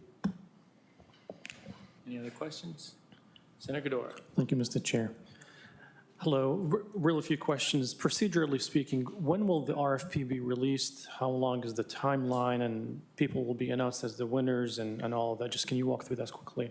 Yeah, I'd be happy to. I might zip back. So we anticipate, the RFP is done. So we have shared it confidentially in this space. We will post soon. We anticipate, expeditiously, we would post the RFP, which is a great milestone because I think it lets everybody else who hasn't followed along from our engagement process, they can actually download it and look at it and make sure it meets what they thought they were going to get from us when we said, hey, we're drafting this thing kind of with you. So that will happen soon. And then you'll kind of see, we basically have this 6 month, these 2 blocks through the end of calendar year 2022. That's when the product is out, plans are reviewing, they're working on their responses, they're gonna get through the official procurement process through IDOA. Eventually, a few months out, we'll get responses from the health plans. It'll go through that that process where we digest it. And eventually, through the procurement process, the official kind of one through IDOA, we do anticipate awarding Q1 of 23.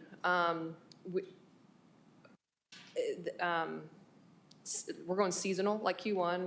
We're not going to push any of these timelines just because January 1st, 2020, whatever. We will, when ready, release the RFP. So that'll be Q1 23. And forgive me, what was your other question? Well, I think you answered most of it, is that when it will be released. I think you're talking about sometimes this year, and then the awards will be Q1, but specifically, that's fine. Second procedural question, the stakeholder process, will it continue after the 2-year demonstration period to ensure that all stakeholders can continue to give feedback after the implementation? Yes, thank you so much for that. It will. We have we have a 4.0 session that will start here once the RFP is out, where we get into readiness and testing and explaining processes.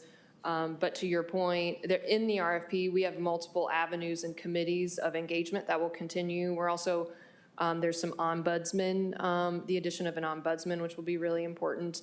And then our stakeholder work will continue very intensely through rollout. As you know from experience, that first 6 month, like when you get to you roll out a program through steady state, really high level of touch, evaluating performance, and then we'll get to ongoing stakeholder engagement. It's required by the federal government. When you move to MLTSS, you've got to have, it's so important to know the lived experience of the folks in the program. So got it. It will be a continued part. I appreciate it.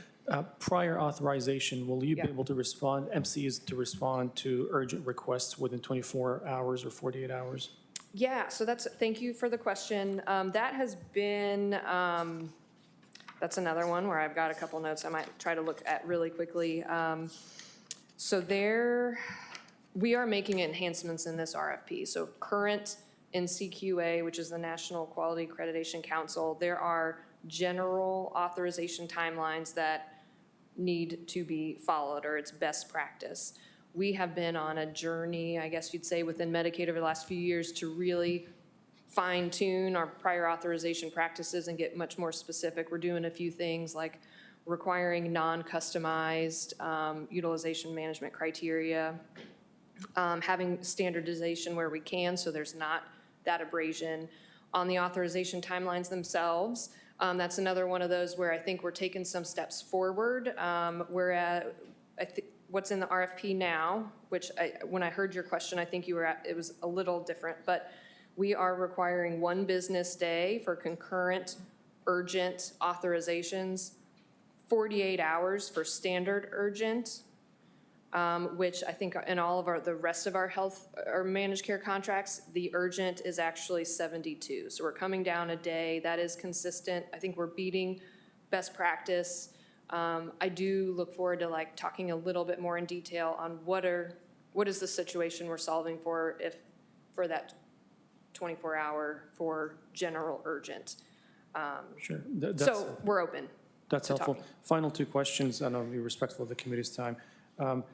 I introduced legislation last session that did not receive a hearing. I received concerns from across the state of Indiana about nursing homes. I made my points publicly that we are the top 5 most costly nursing systems in the nation, and we are the worst 5 when it comes to quality. And so while I'm not 100% sold on managed care, I know that each system has its pros and cons. My legislation had 3 pieces, and I spoke with Ms. Leonards at that time. My question is, as it relates to the RFP on that specific legislation, one of the biggest concerns I had was the quality of services offered. So what metrics will you use between ISDH and FSSA? Do you have a process in place to include quality metrics in the RFP, or adopt national quality metrics to improve services across the nursing homes? Because we have some years before the full transition, before the transition happens. Okay. Let me go ahead and take that question. So we're really looking at quality in 2 different avenues. One is quality and how it ties to our provider reimbursement. So nursing facilities, we've talked about the supplemental program. We want to add quality components to that. Separately, we do have quality metrics that relate to the managed care companies. And we want to make sure that those connect and overlap, but some of them may be a little different. So in terms of the types of quality metrics, we've had some really good meetings with the stakeholders and provider groups lately, and we are discussing, I think a lot of the metrics we want are what CMS considers to be long-term quality metrics, things like falls or infections, things that are outcomes that we see for the nursing facility residents. So that's going to be a primary area of focus with the nursing facility quality.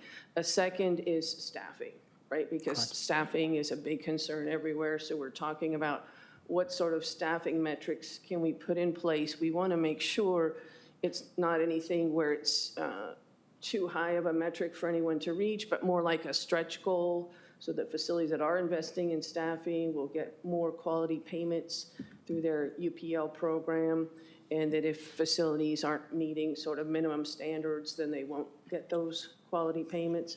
So those are the main ones we're working on. We're still having discussions around the Department of Health survey scores, and that's been a metric we've used for a while, if that's going to be appropriate to continue. But we're working also on a steering committee. I know one of the questions, would stakeholders be involved long-term? We want a long-term steering committee with providers so that as things evolve and we go into the future, we can make sure that our quality metrics will adjust with those accordingly. Excellent. And the final question about financial transparency. Again, my legislation was inspired by reports of fraud, waste, and abuse in the nursing industry, of an industry that cannot police itself. With this RFP or with any other work, I know that FSSA does not have even the financial transparency into the delta of what they are getting versus what they are passing to the operators of these nursing homes, like county hospitals. Is there any movement on financial transparency aside from the ISDH reports that are too difficult to decipher and find? Is there anything on financial transparency that we can add between now and the time that this system transitions into MCEs to bring more financial transparency to how we're spending Medicaid dollars or upper payment limits and so on, and how they are being used by these owners and operators of nursing homes? So I think we're, right now trying to focus more on the spending on things like staffing, right? So by putting that as a quality metric, we're hoping that that can drive some more transparency. Because the supplemental program sort of sits on top of the capitation payments we're making to the health plans, we're not really asking the health plans to necessarily drive any transparency. So I would say it's an area that we would like to improve on, but I don't think it would be fair to say that this RFP is going to be the mechanism that's going Because this is to focused drive on the MCEs, not the nursing homes. Right, and a lot of the areas where we're looking for transparency is not, is the UPL program, which is sort of on top of what we're charging the I appreciate MCs it. I look forward to continue working with you on the nursing homes issue. Thank you, Mr. Chair. Senator Brown. Thank you, Senator Chairman. Mr. Chairman, I'm sorry. The prior authorization issue, so you're talking about shortening the time for nursing home type residents. But these are some of the same plans, companies, Anthem, now Elevance, who are running some of our managed care programs. So I guess I'd be very curious to see how that works, because although nursing home residents by their nature may have some more health issues, in terms of the emergency or urgency, it's not the same as a hospital system or a patient in a hospital, I guess. And yet, I have had conversations over the last few years about that whole prior auth issue, and it has been suggested that they can't actually do a faster turnaround time. So this is going to be very interesting to me if the same business, insurance company over here can agree by contract to do it faster, and yet on the private pay side, they are not able to do that. So what I'd also like to know then is, with respect to this, if you are, when there are denials, because on the private side, outside of managed care and Medicaid, it's a tedious, expensive process. So are you going to have metrics in place where they will be punished? Okay. I don't want to be too flippant about it, like I'd have to go back and look specifically, but yes, I think that is the distinction, the value of Medicaid managed care is that we are setting those policy and parameters and they'll follow our direction. Shoot, and I had one more thought when you were. No, I appreciate that, because I had brought a prior auth bill several years ago, and it came out that 90% of the denials were not overturned, but they paid, but they basically held onto the cash for quite a while. But, and there was just this tussle. And after that law was passed, eventually they dropped some of the services that required prior auth. But it's interesting now over on this side, with Indiana stepping in, that they're just going to agree, like, sure, we can get you an answer in 24 hours. Medicaid's just, a little different than commercial or Medicare. Right. So one note, on the HCBS side, so I mentioned those members are gonna have a service plan. That is itself the authorization. So we really are talking about a pretty narrow, it's small, it's not exactly what you would think when it comes to medical kind of acute care. So on the HCBS side, that was a big thing from stakeholders. When the individual care team sets the service plan, that's an authorization. So you don't then piecemeal go out and get authorizations for the different components. I think that will be a really awesome opportunity to improve experience. So. Anyone else? 3 comments. You call it savings. I don't really think it's savings as much as it slows the growth. Yeah, and under your definition of savings, I don't think it's going to be as great, because you're going to shift the demand to home care, and they're already complaining about their reimbursement and their staffing issues now. And so I think we're going to see increased costs in the home care industry. So I think that shrinks your margin a little bit. And then my third, which I've shared with you, you address a little bit in the RFP, but the rollout. I'm concerned about the actual rollout. So thank you for your presentation. I am committed to continuing to work with you and through this process, and all members. Thank you. All right, on to your second point. take a Okay. deep breath and start over. All right. If I can shuffle papers real quick, thank you. I'm trying to think of what's next. No, I'm staying right here. You can stay. Yeah, yeah. Okay. Okay, Mr. Chairman, if you're ready, I'll move on. We have 2 review items. The first one, we are presenting, this is probably the first time you've seen this, 1902E14A waivers. So this is essentially, this waiver relates to the public health emergency, and it allows, CMS is offering it to states as they prepare for the return to normal operation, eligibility operations that will come with the PHE end. They're offering a certain set of flexibilities so that states can efficiently and effectively return to normal operations. So there's a little bit about mailing, some asset verification flexibility, allowing MCEs, our managed care partners, to help us get the latest information from individuals so we can update their addresses and make sure they're getting the notices they need to know eligibility changes may be coming. And so that is this, I would call it special and kind of unique waiver that CMS is offering states as they prepare for unwind. I'd be happy to take any questions. Questions? All right, item number 2. Okay, number 2 is opioid treatment bundles. So this, we are pursuing a state plan amendment. Ultimately, what it boils down to is we set a bundled rate for OTP a few years ago before Medicare had a rate. Since then, Medicare has established a rate methodology, and we are, through this state plan amendment, taking the Medicare, sort of taking on the Medicare methodology. So it would allow us to follow that methodology. We think it'll reduce some provider confusion that we experience by having 2 different sets of expectations, and we do think it will increase treatment options. So I'm happy to take any questions. Chairman Brown?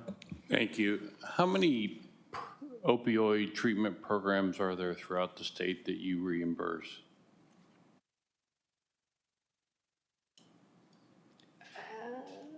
Looking around, so I am not the expert. Are Shoot, there Dr. Brown, you hundreds? stop- Would you say No, I hundreds? don't think so. I thought it was in the 20s. Gus says 20s. 20s. Are their successes very high? Well, so Dr. Brown, we have, I think and I am not the best person, probably our substance use team would be the best voice for this but in their mind, yes. I mean, it is the most effective, as I understand it, treatment tool that we have for individuals in this situation. So I think it just depends on is staying on medication so you can function and contribute to society, meet family expectations, maintain a job. I think the DMHA team was pretty avid that, yes, that is success. We did talk a little bit about performance measures because I know and understand that in your mind, kind of what you're talking about is what are performance expectations that we should have. And I think they suggested looking at, rather than, and I don't even know the definition of active recovery, but looking at, again, the engagement, what level of community involvement, maintaining stable housing, some of those societal successes that are sort of tied in. But I'm happy to continue to have a conversation or get the experts to you if you want to talk more. Well, I think as we go forward, and if this amendment ever comes back up that has to be reauthorized, you look at performance outcomes in the programs, because I've heard some reports of treatment programs being 12 to 15% successful. And so are we putting lots of money out there, the programs that aren't doing very well? Thank you. Thank you. All right, thank you, Allison.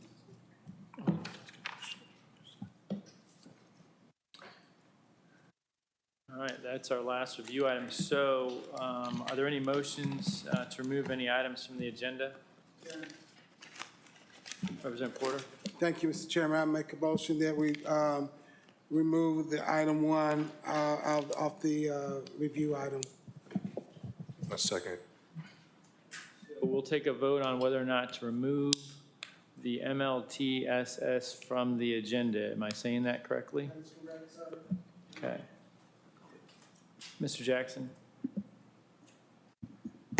I guess I'm just concerned about, I mean, we've been talking a lot today about ethics, transparency, conflict of interest. In the last few years, there was an article from the Star about the Health and Hospital Corporation redirecting $1 billion from nursing homes to other items, other projects, including, I think, $754 million to the construction of the new Wishart Hospital. And I'm just curious whether,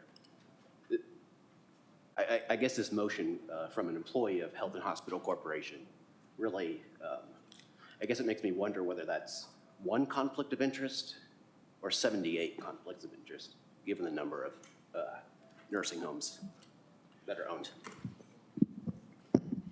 Should I answer that? For 30 years, Mr. Jackson and I have worked very hard to be transparent and not vote on or do anything that affected my job. This is something that's important to me, not because of Health and Hospital Corporation, and none of my dollars that I receive comes from the nursing home industry. So for you to impugn me in that manner at this time is despicable. So I made the motion, that is it. And if anyone wants to come after me on that, thou shall do it. But to do that and knowing my integrity for 31 years in this facility and as a lieutenant governor's employee, I'll just note that every meeting you question the integrity of our state agencies. Okay. So that is what I feel, and that's the motion that I made. Now, you can vote it up or vote it down, period, and I will live with that. I have not impugned FSSA. We've had conversations about this. I've been upfront, and again, for you to say that to me and try to put me on, as the kids say, blast, it's on.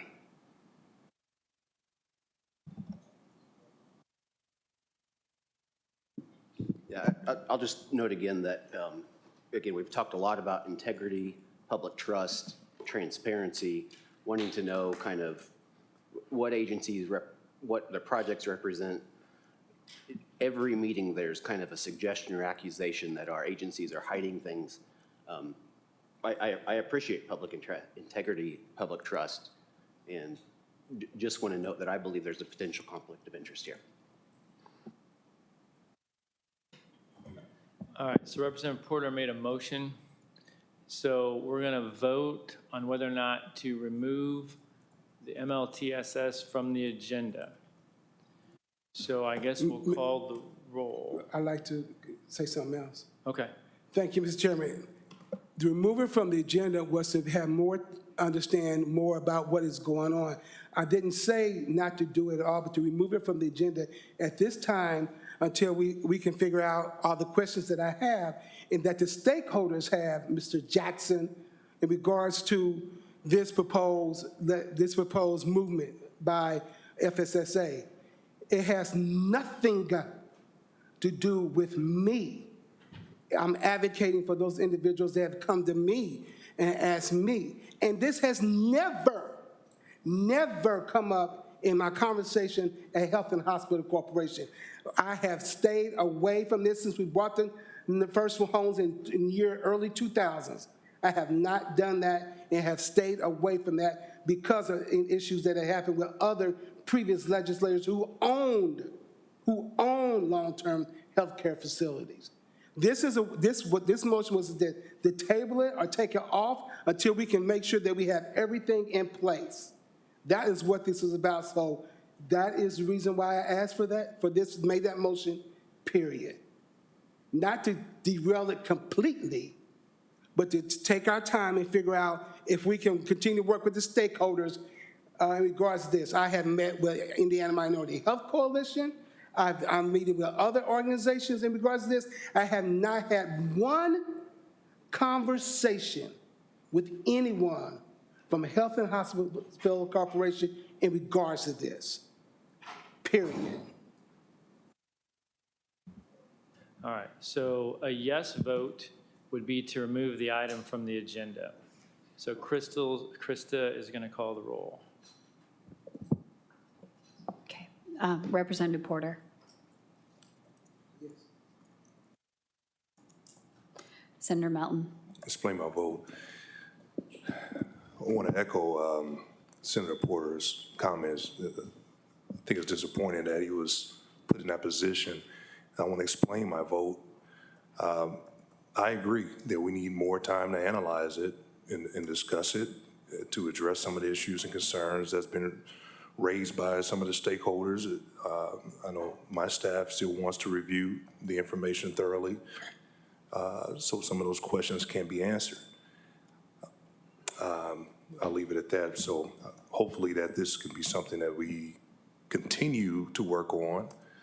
I didn't take his motion as something for us not to address. This is too critical of an issue for us not to address. I think tabling it for at this moment would allow folks to more thoroughly continue to answer those questions that myself, Senator Brown and Senator Cadora and Senator Porter that raised in this discussion. So I'm hoping that we can execute that. Yes. Dr. Brown. No. Director Jackson. No. Chairman Mishler.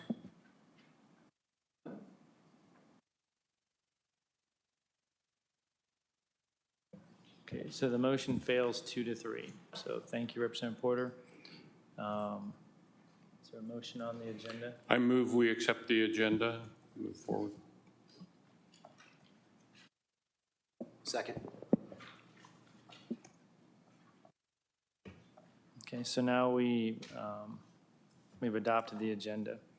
So we're going to go ahead with the discussion items. And we're going to start with the Budget Committee threshold review.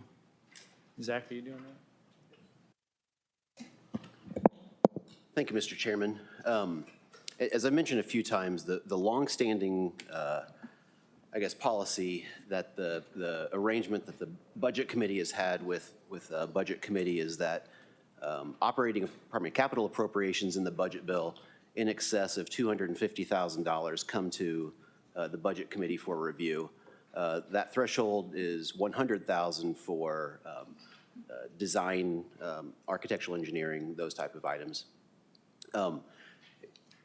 Typically, the Budget Committee has reviewed, kind of giving me the authority to, when projects come in at 10% overbid, whether it's due to changes in the scope or inflationary pressures, but whenever it's 10% more than what we originally brought to Budget Committee, you've given me the authority to add funding, provided that I could find funding that was already appropriated. Last year, in light of some of the inflationary pressures, I asked you to extend that authority to 25%. And again, as long as I can find an existing appropriation, to go ahead and handle that administratively as opposed to bringing that back to Budget Committee. My promise was to report back to Budget Committee anytime that threshold, that we extended that authority, exercised that authority. To date, there's only been one of those, and we submitted a report early in June mentioning that one. It was for an NDOT project. I don't think that really symbolizes that it's not a needed authority. I think what it recognizes is, one, as we are moving on projects this fiscal year, a number of them have gone out for bid, but we don't have final bids in yet. And I think the other thing it recognizes is that a lot of these projects are coming in well above the 25% threshold. And so what I'm asking, you gave me that authority, or you extended that authority from 10% to 25% for the current fiscal year, FY '22. I'm asking you to extend that authority for one more year into FY '23, and again, letting us administratively to move forward on projects that come in 25% more than what Budget Committee, up to 25% more than Budget Committee originally reviewed, provided that we can identify appropriations that have already been granted by the General Assembly. Thank you. When Zach came and asked me about this, I thought, with the way things are, nothing's really changed when we agreed to the 25%. And so this would just, I guess the way I looked at it, would finish out the budget cycle at the 25%, and then in the next budget, we can address whether we want to continue it. So that's why I agreed to have it on here as an item, so. And Mr. Chairman, if I could add just one more thing, and that's that sometimes the expedience or the opportunity to move forward and not missing kind of a construction window or season is really the main drive behind this, in terms of wanting to be able to move forward without, maybe holding up project until the next Budget Committee meeting. I always keep Zach in check, but I thought this was a reasonable ask. So, thank you. Any questions? All right, thank you. Next, we have the next level fund report.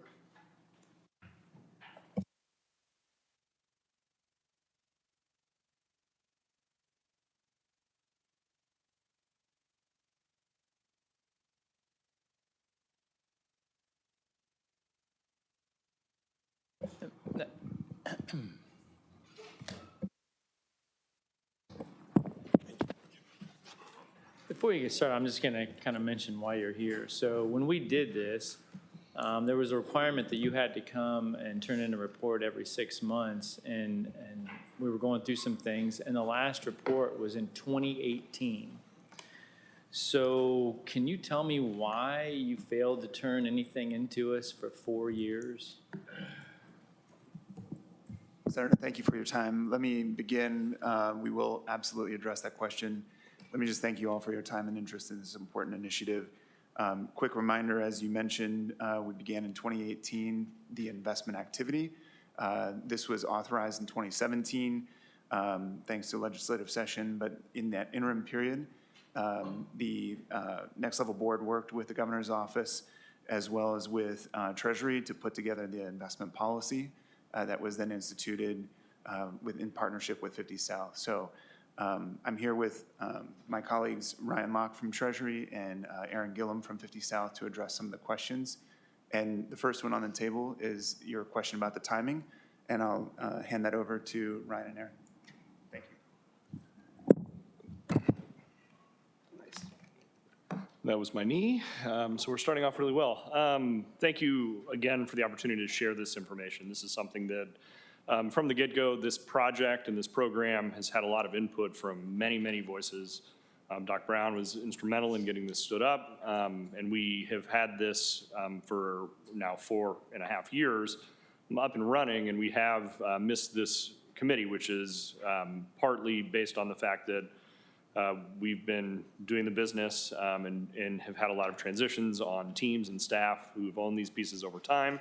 That being said, we would never intentionally miss an opportunity to present great things we're doing based on the statute to this committee. So we're looking forward to being able to make this committee every 6 months moving forward. It's just one of those things that, based on transitions and process, put us in a place where this was something that was not picked up. And we apologize as a group for that, because it does not shine light on how excellent this system and this structure has become for the state of Indiana. It really puts us in a position, if you look at it as what it is, which is an investment fund, as a national leader in the space of this venture capital investment from the state perspective. Other states are now spinning up funds like this. North Dakota is a great example, and they looked at our fund and did an almost identical process that we were doing here. And what it's doing in Indiana is it's creating an ecosystem where funds are coming here, learning about our companies, our businesses, and investing in the state. And we'll have information numbers-wise to show you how that's working. There were many hours put into this on the front end to see what shape this should take, because the statute is very, very open. It allows for the investment in equity and debt securities. And it kind of leaves it at that with the mandate that there's a significant investment in Indiana companies. As we went through the process of putting an RFP out, of figuring out what this market looked like, we ended with the fund-to-fund structure that you see before you today, which meets the market for this venture capital at a point in the ecosystem where we are getting out-of-state and in-state venture funds interested in our venture ecosystem, which is awesome. We have $95 million out the door in capital calls to date. That has created, in the 17 funds we have, $195 million of direct investments in Indiana. So with that, we're excited to share this. Again, I look forward to being able to share the progress moving forward every 6 months, and are happy to answer any questions, backfill any information that we have not provided, and figure out what the next steps are to ensure that Indiana's ecosystem in this space, again, that we're leading in because of the legislator creating this for us, and putting the Treasury in a perspective to be investing in this in a way that's safe and comfortable and protected, really puts us in a really good spot for venture in Indiana. So with that, again, happy to answer questions at any point. We're going to pass it over to Aaron with 50 South to talk about the plan. Thank you. Afternoon, everyone. If you'll allow me just to present a few slides on our work to date. Just to set the stage for those of you that are not familiar with 50 South Capital, we are a wholly owned subsidiary of Northern Trust Bank. You can think of us as a alternative investment group that invests in venture capital, private equity, as well as hedge fund opportunities around the world, managing about $12.3 billion of assets under management.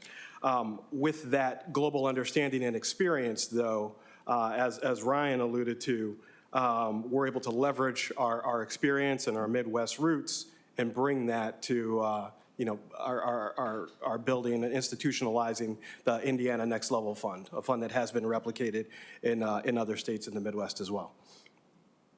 Also, to set the stage, just as a reminder on the background of the program, when it was first set up, it was clearly understood that we needed to deliver strong financial performance for the state.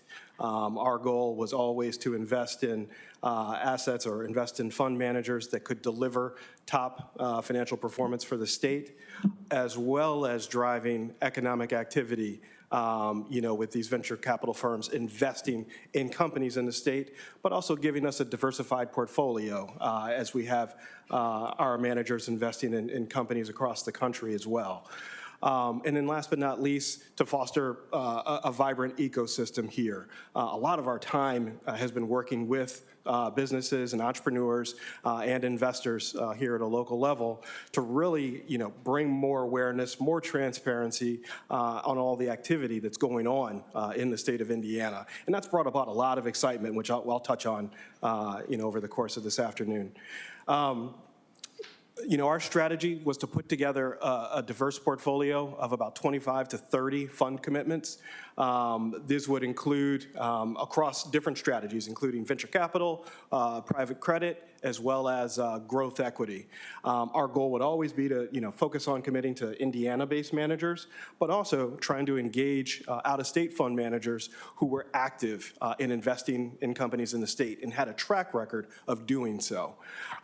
We also have the ability to co-invest, make select co-investments along with our funds, and to do this over a 5-year period. So as Ryan mentioned, we've been at this now just about 4.5 years of investing through the Next Level Fund, putting together a very diverse portfolio, that's been proven now or shown to be pretty resilient even during COVID. At a high level, just to share where we are as of the end of the year, we have made 17 commitments out of the Indiana Next Level Fund, 2 direct co-investments, meaning we've actually invested alongside our fund managers into 2 companies in Indiana. Our fund managers have already invested in 65 companies in the state through the end of last year, out of a portfolio of 344 total companies in our underlying managers. What's really exciting is out of those 65 companies, they've put to work about $195 million into those companies in Indiana, which have been roughly responsible for about 1,317 jobs at these companies in the state. So these numbers, we continue to watch them over the years, and we're excited to see what's coming in the future. But just wanted to share that from a high level. If I can drill down just a little bit into the numbers as to where the program sits today, out of the $251 million program, as I mentioned, 17 commitments, 2 co-investments, approximately $153.4 million has been committed through the end of 2021. It's about 61% of the fund has been committed. About 57.7% of that has been invested in Indiana fund managers. So well over half of the dollars that we've committed to date have been put to work in managers that reside here in the state. About $80.9 million of our commitments have been called so far, so about 32%.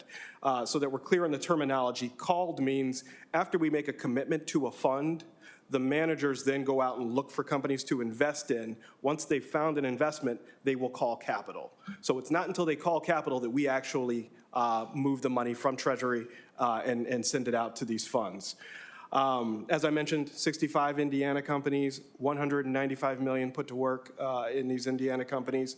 And another number that probably gets glossed over a lot, we sit on 11 LP or limited partner advisory boards. You can think of that as like a board of directors for these funds. So out of the 17 commitments, we really have direct access and are helping to engage with these managers on a regular basis through our LPAC seat. From a performance standpoint, and something I know that you all are curious about, if I go down just a couple of lines here, as I mentioned, 32.2% of the fund has been called to date. About 4.7% of the fund has already been distributed, meaning we've already started to return capital to the Treasury. About 14.6% of the called capital, so that 32% number, has actually come back already in terms of distributions. This means that over the years, as our fund managers have made investments, those investments have seen exits. We have received distributions. We've been able to send that money back to the state or apply it to future capital calls as they come due. The next 2 lines on performance here, total value multiple and net internal rate of return, is really how we benchmark our fund in terms of just overall investment performance. To date, through the end of the year, we're sitting at a 1.5 and a 1.3 gross, meaning for every dollar that we have invested thus far, on a net basis, that dollar is worth $1.3 or $1.30. On an IRR standpoint, we're currently at 21.6%. And you can see how those compare on the bottom half of that page. We're not shy about showing these on a global basis. Cambridge Associates is the global investment platform that provides benchmarks. These are fund-of-funds that invest in companies all over the world. They're not restricted by any geographic mandates. But from that standpoint, we're really excited and think that we're still competitive from a financial perspective. This next slide on Indiana investment activity, we separated it into 4 boxes. I'm going to highlight just the top 3, just because I think they're really important. On the top left, our focus was always to go out and capitalize in-state existing fund managers. So groups like High Alpha, Allos, Hyde Park, M25, which all have offices in Indy. But we also wanted to try and engage out-of-state managers, as I mentioned, who have a track record of investing in companies in the state and can bring larger dollar investments to companies here in Indiana. And so that's why we've made commitments to funds like Acre Venture Partners, Fraser Healthcare Partners, a life science fund, Signal Peak Ventures, Foundry Group, Edison Partners, and so forth. And it's really been exciting as we've seen, some of our out-of-state fund managers have made some of the largest dollar commitments to Indiana-based companies to date. On the far right, that column really describes managers who we have engaged early and have worked with to build up or stand up a new venture fund in Indiana. So for example, Graham Allen Partners is a private equity firm based in South Bend. Techstars Sports Accelerator did not exist before. The Next Level Fund rounded up all of these sports partners, including the Indianapolis Colts, the Indiana Motor Speedway, the Pacers, the Sports Corp, and then lastly, 68 Capital, which is a fund that launched last year here in Indianapolis. Once again, another example of firms that did not exist before the NLF began in 2018. This slide, we love logos. We just wanted to show you some of the Indiana-based companies broken down by SaaS, which stands for Software as a Service, Food and Agriculture Technologies, Health Technologies, Life Sciences, and Consumer. I had mentioned some of the distributions or some of the exits to date. The first company on top here, Lessonly, is a well-known employee training software company located here in Indy on 16th Street. They were acquired late last summer by a company on the West Coast called Seismic. Lessonly continues to grow here in Indianapolis. They're now north of 200 people. It was a great exit for us because that was actually one of our direct co-investments, produced almost a 2x return in about 13 months on our invested capital. Socio is another example of an exit that occurred last summer. It was acquired by Cisco. Once again, another company where Cisco is now building out their Indianapolis operations here just based on Socio's platform. PacSafe, Canopy, another two great examples, still continuing to grow after being acquired. I had mentioned some of the success stories, our impact on Indiana fund managers on standing these businesses up. I think the importance of this slide is just recognizing these 4 fund managers. 3 of them are in Indianapolis, 1 is in South Bend. But on the far right, the logos showing that these firms, because they're based in Indiana, have a strong network in Indiana, continue to invest in companies in the state of Indiana. I also mentioned, some of our out-of-state investors, share some of the largest investments to date out of our program in Indiana companies. I'll pick on just maybe 2 of them, just to give quick examples. Signal Peak, which is based in Utah, is a software venture fund, does early stage investments. We made a $3 million commitment to their fund. To date, that fund has already committed $9 million in 2 Indiana-based companies, one of which was PacSafe, which was on the previous slide, which was acquired just about a year ago. So a real nice success story. Authentics sits on the north side of Indianapolis, just moved into a new headquarters this month, so we're expecting to see good things from that health tech company. The second fund on here I'll just highlight is Frazier Healthcare Partners, which is an early stage life science fund based in Menlo Park, California. This is exciting because the partners at Frazier Healthcare all have experience of working previously with Indiana life science companies, a very close partnership with BioCrossroads here in the city, as well as with Indiana University. And so it was exciting to see this firm led the Series A of MBX Biosciences, which is an early stage biotech company located in Indianapolis. That company raised a $35 million Series A in 2021. The second company, Pseudo Biosciences, believe it or not, just recently closed another round a couple months ago, but the CEO of that company is also an ex-Lilly alum, and that company continues to grow here in the city and the state as well. So exciting news from our out-of-state commitments as well as some of our in-state. This is the page that I could probably spend an hour talking to you about, but I won't, just to give you a break. But we're not just making investments. Part of my job, and I take it personally, is to educate, is to get as much interest and to, really share what's going on here in the state. And we try to do that through our annual summit. that we have. We have our 4th annual summit planned here for August 31st in Indianapolis. I spend a lot of time with university students, anyone that I can engage who's interested in getting into venture capital in the future, because I think the best way to grow our talent here is to show people early on what exists and all the inroads we've made here as a state.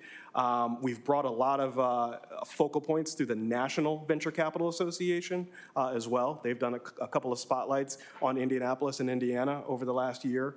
I've done town hall events with Representative Sparts and Hollingsworth and other events that we've gotten a chance to participate with.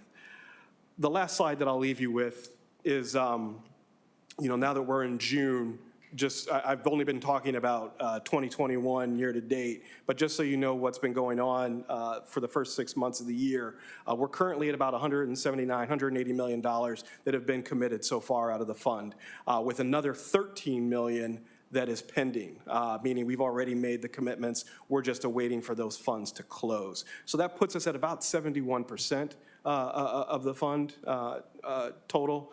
But what's exciting is that we still have a strong pipeline of managers that we've been engaging with, that we're hoping to make commitments to. We're still seeing a strong pipeline of new companies come to market, companies that are going to need funding in the near future. So, we're still light and bright on the prospects for, what we see over the next few months. So with that, I'm happy to turn it over. See if there's any other questions. Yeah. Just to put this kind of in perspective and why we think this is exceptional for the state, and from a Treasury perspective, why this works so well for us, it's the synergies. It's seeing IEDC, venture capital, OMB, Treasurer's Office working together to instill in this program the things that we were looking to create, which is that ecosystem. We know that Indiana is great. We know that companies here and the entrepreneurial spirit is wonderful. What this is set up to do as a fund-to-fund is driving that process where people are coming here and learning about what we're doing and they're connecting. And if you recall, the money for this was in a trust fund before, Next Generation Trust Fund. It's tied to the major moves and the sale of the toll road. All of it's tied back to INDOT. So this is a perpetual fund for the state. So that return really matters, because every dollar we make in this fund goes back to infrastructure in the state of Indiana. Before this fund was created, we were investing in just very simple fixed income securities. We still have that going for the other portion of this. The Next Generation Trust Fund still exists. For all the money that hasn't been called on this, so when you hear the word committed and called, and you see that remainder of money not going to the companies yet, all of that is still being co-invested the way it was before. So we've lost no opportunity cost by creating this program in the Treasury based on the way that it was constructed, and we're still making the returns that we would have but for creating this new vehicle, which is creating all of this new venture intrigue process, fund knowledge and expertise about Indiana's companies and our infrastructure. So it's just a really, really exciting way to put the Treasury to work with guardrails that we feel are safe and secure from a Treasury perspective, to grow our funds, to build more roads and bridges in Indiana, but also to create this new system of venture capital ecosystem building that has come with it. So happy to answer any questions. Again, thank you for your time, and absolutely we'll see you in 6 months. So you said only half of the money has been invested in Indiana companies, and I thought the whole point of when we did this was to invest in Indiana companies. So that's incorrect. So about $195 million has been invested so far in Indiana companies. We have only committed, meaning we've only actually invested in these funds, $153 million. So actually over 100% of the money we've committed so far has gone into Indiana companies, well over the 1-to-1 match. The 50%, you said 50% were Indiana companies. It's the 57%? Of the actual, pardon me, of the actual managers. The venture capital firms themselves are based here. We're allowed to invest in both in-state fund managers as well as out-of-state fund managers. So what you're saying is the out-of-state fund managers are still investing the money in Correct. Indiana companies? Yes, yes. That was something I really wanted to overemphasize. Some of our out-of-state managers have gone above and beyond investing in Indiana companies. And then how are you compensated for managing this program? Our fees? Uh-huh. Our fees are approximately 1% of the assets under management. So they come out of the 250 million that the state invested, or they come out of the total investment? So the 250 million. Along with that, Senator, it's also noted, we are also co-investing. 50 South is an investor as well in the overall But the fund. 1% just comes out of the 250 million? Correct. That is, okay, thank you. Senator Brown. Thank you, Mr. Chairman. I was going back to see if I missed this. So now we just got a data dump. So you've given us all of your semi-annual reports, just came through. So you're not an Indiana company, though, are you? I live here in Indiana. No, but your company is not an Indiana company. 50 South Capital is based in Chicago. Okay, and so how did you acquire, so I assume 50 South Capital, I didn't go back and look at them all, the letters yet, but I assume you have been the manager since the inception of this program. Correct. So were you aware that we were supposed to be receiving reports? I recall that we did a meeting similar to this about 2.5 years ago. Yeah. And we have been submitting our reports on a regular basis to our investment board. No, I know, I just got them all, but we haven't received them. So, Understood. How did you get this, since I don't remember, although I was a legislator then, was this a request for information, request for proposal, or whatever it was? I mean, It was a competitive RFP process. And so how often, has that been reviewed since you received it? It's I think a 5-year. So, yeah, to answer that question, the investment period for this is 5 years with an evergreen going out a year from there. The board has the duty to give notice before October 31st of the year in which they want to terminate the evergreen agreement there. And the key here is that this is a long-term investment vehicle, so some of the funds that we've invested in have a 10-year period that they're looking for companies that they're going to invest in. So when we see the money come back, or money going out the door when it's committed, let's say we give $10 million, they may not call all of that money out of our fund until they're ready to kind of make the investments that make sense to them in the funds. Okay, so it's potentially a 6-year contract with 50 South Capital. It's technically, theoretically, we could go until the fund is done. So again, if we were investing in a fund, so it's a fund of funds, right? Our fund is investing in venture funds. Those funds may have a longer investment period. So we will retain the structure, the investment policy statement, the process for this fund until that money comes back to us. So the thing we're looking at now is as we learn how this works and what it looks like, do we, at this point in time, now that we're getting to the end of our original investment period, look for a new relationship or a different relationship, or do we change the numbers in our investment policy as the money comes back in to invest in a new way that meets a different metric? And that's the next step for funds like this. So the hard part, the thing that is different about this type of structure is it just doesn't turn off. If we got rid of, let's say, 50 South today, we still have all the money that we've committed to those 17 investments that we need to wait for those to be called back, or we'll take a giant loss on the money as it comes in. That would be we would have to make a contractual change in our relationship to the funds that we've committed to, which would harm our investments in those funds. So the way this works is it draws down over the course of time.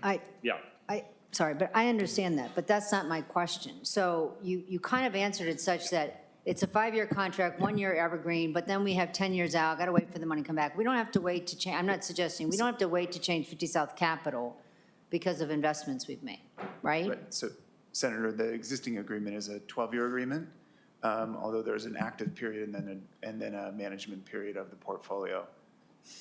So now it's a 12-year contract. Is that what you're saying? 12 years, right? Yes. Yeah, there's an active 5-year period, and then there's a dormant management period of the portfolio. But it can end faster if the funds return their activity faster. And, okay, so if we have a 12-year period, then is it really going to go out again? Will we have a? And that's the legal question there. So we could go to RFP presently to see if there is a new non-dormant period that we wanted to enter into. So what we would look at is, are we going to tweak this fund? Are we going to change our investment policy? Is there another manager? Do we do our due diligence to see how that money, as it comes back from this first fund, is being reinvested in this perpetual trust? So remember, it's the $250 million is the amount of money in the next level fund that's there. We put it out to work through this first agreement. We have about 180 out the door now, 13 on the way. We get to the end of that period, we decide, okay, our strategy was too tight, it was hard to get the money out, we need to open this, we would like to focus on this type of thing. The board goes through kind of the fiduciary process there of figuring out what the next iteration looks like. We could go to RFP now, create a new relationship, it could be with 50 South, with somebody else, and figure out how we're going to reinvest that money as it's coming back to us. So that's the beauty of this relationship, this first iteration of it goes through the end of the investment period for the funds that we've invested in. But we will have to spin up a new discussion of how we're putting that money to work. The contract as it's set allows us to direct 50 South Capital to take money that comes back under the $250 million threshold, reinvest it theoretically as it comes back to us in new funds, and the pipeline can continue forever. And that's how this perpetually starts to make money for the state. But we're at that kind of first inflection point after the first iteration of this where it makes sense for us to review our full experience, what it looked like, did we miss anything on the investment side? Are there other ways that we can supplement this fund-to-fund approach, which is pulling outside funds, creating new funds, supporting Indiana funds, to find new, better ways to ensure that we're meeting that full venture ecosystem? So, Okay, I'm just going to say I'm just a little bit disappointed with the presentation when you know you haven't been here, just because in my little world of having listened to local economic development presentations, and they talk about how many proposals, how many asks, how many meetings, or, you know, possibilities, offers, et cetera, it's always the upside, but then, like, how many of our investments have not done as well? And how many have bottomed out, we pulled out, lost our money, rate of return is not what we thought. So I appreciate, you know, coming here and highlighting the successes, and that's great, and it's good to know we're investing even the outside money. The investments we make outside the state are coming back here. But I got to be honest, just showing a few companies this is really great. I don't have any sense of how successful these projects really are in terms of employment and the types of jobs, and in terms of, I don't know, just generally. This is a... Well, not to, if there's something that's missing or something that you'd like to see, I would love to maybe have a follow-up discussion, but in terms of performance, we did share the performance. I can go back to the slide here. Yeah, like in the last 5 minutes. But I'm just saying, overall, are you going to tell me that's going to reflect? I'd kind of like a deeper dive than that. That is the performance of the fund. The state is invested in the fund. If you would like, are you requesting to go through each of the managers specifically? Well, I mean, I'd like to know, so I know what your fee is. Got it. Well, And 1% of about 250 million, so I got that. Yeah, I'd like to know how the other funds are, and managers are assessed in their fees. Yeah, because at the end of the day, that doesn't mean 250 million is being invested. It's 250 million minus everyone's fees, and then what's the rate of return on their particular? Yeah, I'd like to know that. What you see on this page here is the net, meaning what the state's performance is at the end of the day. So the 21.6%, that is the net performance, IRR, or 1.32x, yeah. Yep, and I definitely think we can show more information on that second piece. So again, first and foremost, this is an investment vehicle for the state. It's for us, from the Treasury, from that numbers perspective, we care that we're meeting that risk-related rate of return, that we're getting the money back the way that we need to for the state investment, which is what this slide shows. What we don't necessarily have is all of the funds, how they're picking winners and losers, what they're doing.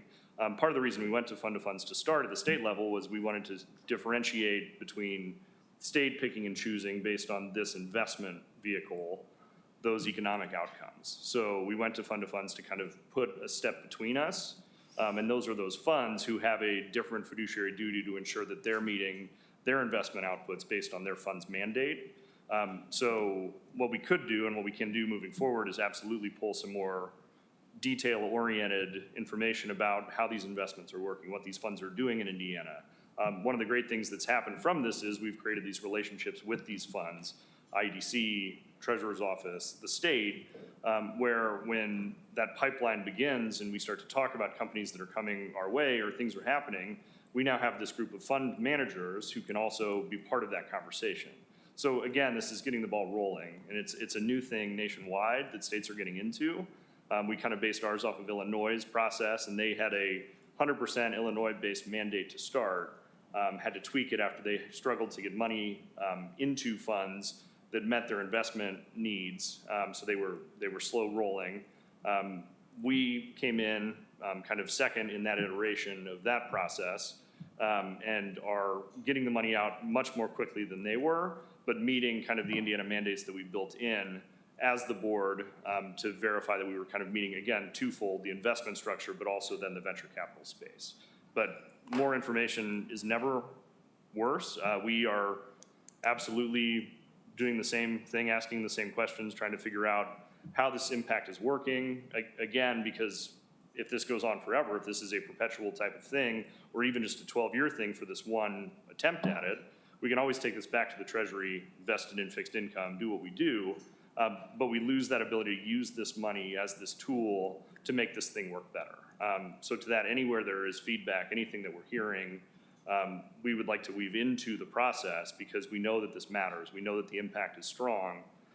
We know that the returns are good for the state treasury, which again, every 5 years we'll revert that to NDOT to use for roads, leaving the corpus of the 250 there to continue making money for that NDOT purpose.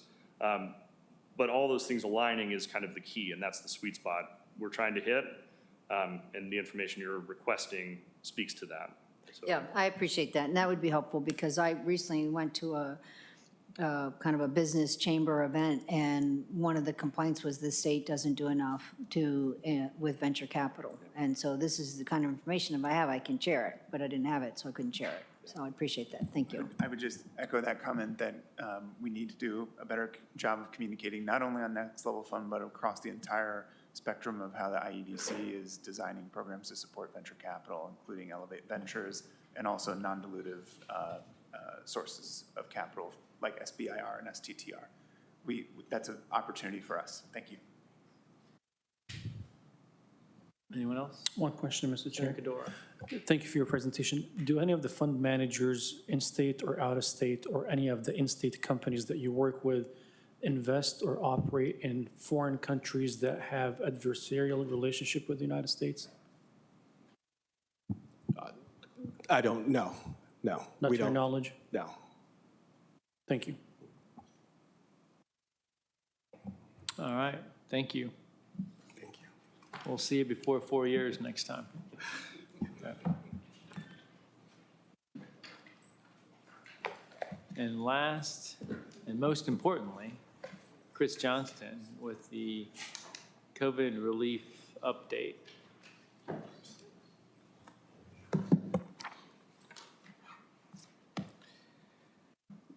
Thank you, Chairman Mishler, members of the committee. Good afternoon. In light of today's test of your stamina, I will be brief. And the slides you have in front of you, excuse me, are really very similar to what we presented in April. So what I'll do is touch on a few highlights, hopefully address some of the questions that were raised earlier before I attended the meeting, and then leave it for questions from the committee. In April, we covered 3 basic programs: the CARES Act, or the Coronavirus Relief Fund, the American Rescue Plan, and then we touched a little bit on the recently enacted infrastructure plan. So again, I'll touch on a few of those. So starting on slide 3, where we're doing the closeout of the CARES Act, or the closeout of the Coronavirus Relief Fund, excuse me. We are reviewing all the programs to see what the residual is. It looks like we have a residual of about $110 million out of the $2.4 billion. And the plans have been all along to transfer that residual to the Unemployment Insurance Trust Fund. There is an opportunity that we're researching that it could be used for matching with the infrastructure bill, but it doesn't look like the timing is going to work out because this money has to be spent by September 30th. On slide 4 is the schematic that I had presented before. And as you can see, one of the things I want to touch on is what the State Board of Accounts folks were mentioning, and we were asking, why the demand or why the increase for audit services. So to put things in perspective, if you look at the lower right-hand corner with the amount of money that's going to local units of government in Indiana, the previous request from the State Board of Accounts was coming from the Coronavirus Relief Fund. That money that went to locals out of the CARES Act was sent through the Indiana Finance Authority, and that was $300 million. Those three rectangles alone total $2.6 billion. So it's 8 times the amount of money that we sent out to locals in the CARES Act. And so that's just going to kick a lot of these local units of government over that $750,000 threshold. And so it's not just repeat audit requirements, but they're going to have new entities that spend over $750,000 that'll have to be audited as well. The distribution to the non-entitlement units, that's basically the units, cities and towns with populations below 50,000. That was split 50-50, and so we're in the process right now. In the last 30 days, we got the instructions from U.S. Treasury to be prepared to make the second installment of that. 2 requirements is we have to verify that their point of contact is still working at that particular city or town, and that they've also they've changed over to a new type of numbering system for grants with the federal government. So once we get that, and once we receive the second installment, about $215 million from the federal government, we will send that out. On slide 6 is a reminder of the appropriations that were adopted in the last budget. But I think slide 7 is the one that it ties into some discussion from earlier this morning. And so this is really just the sources and uses of the American Rescue Plan. And so as you see, the sources are from the State Fiscal Recovery Fund, and that's a little over $3 billion. And then after the last session, we were informed of the Capital Projects Fund of a little over $200 million. So total funds of just over $3.25 billion. Do you have a footnote there on the Capital Projects Fund? I think at one point in time everyone was hoping it would be, capital projects would be defined very broadly. It is very narrow for broadband use. And so we will be, and we're confirming that what was done based on the $250 million appropriation, that the Next Level Connections program will comport to all the requirements of the Capital Projects Fund. We're feeling pretty confident that it will and that there won't be any problems, but we still have to get the final confirmation of that when we submit our plan to the to Treasury for the Capital Projects Fund. So you can see the uses of the ARP. So we have the total of the appropriations, which is from the previous slide, of $3.1 billion. We have the Career Accelerator that we discussed in April, that this is not a really good, it's not a conducive use of the ARP money. And so that would be freed up at $75 million. And then today, what you considered on your agenda would be the Budget Committee reviewed items add up to a little over $43 million. And so then that nets out to total allocated uses of $3.084 billion. So that there is a net amount of funds still eligible for appropriation or review by this committee of $190 million.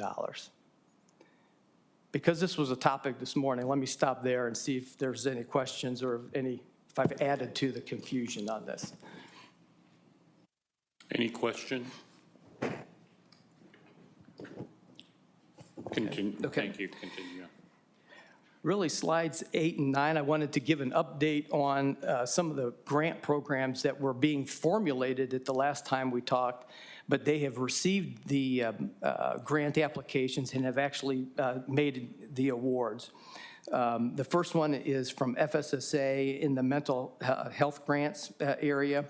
The bottom bullet there refers to the Community Catalyst Program, where they've awarded $25 million to various entities, 35 recipients. They cover activities in 36 counties that really involve substance use disorder, mental health activities across youth, criminal justice focused, domestic violence. So it's quite a range of different grant programs. The Department of Health, on their Health Challenge grants, received 210 applications, and they've made awards of 154 for $35 million. And as you can see on there, again, very well spread over their priority areas. If you want to see, if you go out to their website, they have the list of all the different entities and a pretty good description of what the use of the program is going to be. I know there's been discussions in the legislature about lead remediation or lead level reduction. Awards of $4.2 million were made. About half of the county health departments were awarded at this time. So I think it was exactly 46 or 47 county health departments received an award. We have a little bit of a busy reporting month coming up. So we have the quarterly report that's due July 31st. That will be effective from April 1 through June 30th. We have the annual performance report. That's due at the same time. That's an annual report. The first one was pretty much a skeleton type report in that no one knew what the final rules were. And so it was really based on each state's preliminary intentions of how they were going to use the money. We basically submitted, well, the General Assembly appropriated this money and we're either building programs or going to spend it in the various ways that were in those 24 appropriations. The other reporting item is as we send out the money to the smaller cities and towns, we have to report periodically of who's getting what, and that just to make sure that we've sent the money out. I think that is just all they need to do. It's not going to be another application process. That was done in the first installment. This is simply, again, verification of the point of contact and their new identifier from the grants management area of the federal government. Then just a couple of highlights of the work so far in the Infrastructure Act. Slide 11 sort of highlights the primary program areas, and again, we talked last time about the composition or the split between competitive and formula grants. If you remember, most of the money is in formula grants, but there's not that many of them, and it's really existing or more money funding existing programs. And then the flip side on the competitive grants, there's a lot of new competitive grants, a lesser proportion of the money, but this is really the competitive grants are really being formulated and developed at the federal government. And then we have a small working group out of OMB that's working with the agencies to vet the opportunities to make sure they make sense as far as the agency's mission, and then also the fiscal matters as far as maintenance of effort after the grant period, matching requirements just to make good fiscal decisions at that time. And then slides 12 and 13 are just some of those examples. So under the competitive grant opportunities so far, NDOT has, there's 3 grant programs that are highlighted there, and those are, they involve some matching, but the Rockville Road project under the RAISE grant program, federal grant program, some bus and bus facilities renovation for rural transit, then some other large projects for the Lloyd Expressway down in Vanderburgh County, and then I-70, that's a significant grant in, I think, all in $450 million for safety and freight activities.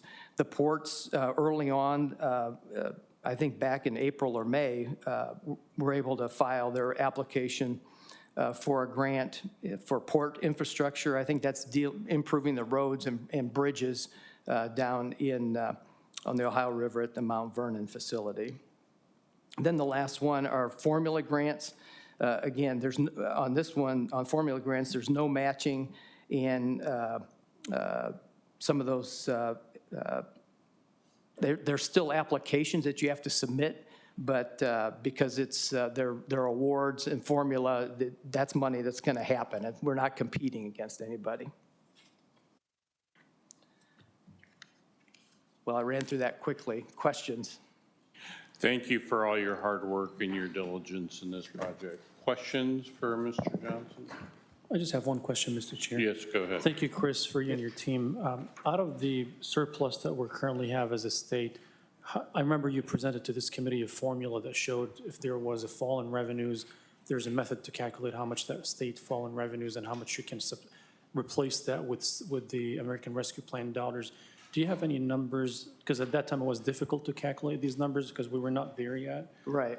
Do you have any updates on that? Right. So that's, we have, I'm going to raise a new issue that came in after that first calculation. So it's called revenue loss, calculate your revenue loss, and it can be used for general government services. That's what a lot of our appropriations are falling into that category. And that'll be a fixed number, well, just based on what's going on, it'll be a fixed number, and that's really driven by the very first year of the calculation because that was really during the throes of the pandemic. That's about $2.4 billion out of the $3.1 billion. The flip side to this is when the final rule came out, they said, well, and so that's total, Senator, that's total general revenues. So the calculation is not only what we consider the general fund, but we would include gas tax and other general revenues to the state. And so, you know, we think about our general fund revenues at $20 to $21 billion. I think we were up at like $24 billion when you include all the other revenues that would be eligible for that calculation. The other twist that came in with the final rule, though, is there's a prohibition of using this money for lowering tax collections. And so there will be a separate test in every quarter that says estimates, you know, each state has to estimate what sort of your tax revenue, so it's not the total general revenues, but your tax revenue has been impacted by tax cuts or other administrative or legislative actions that have been taken. As long as you show organic growth that offsets anything like that, if you have to report that number, then there's no issue. If it does look like there is a shortfall in revenues, tax revenues, in the amount that is greater than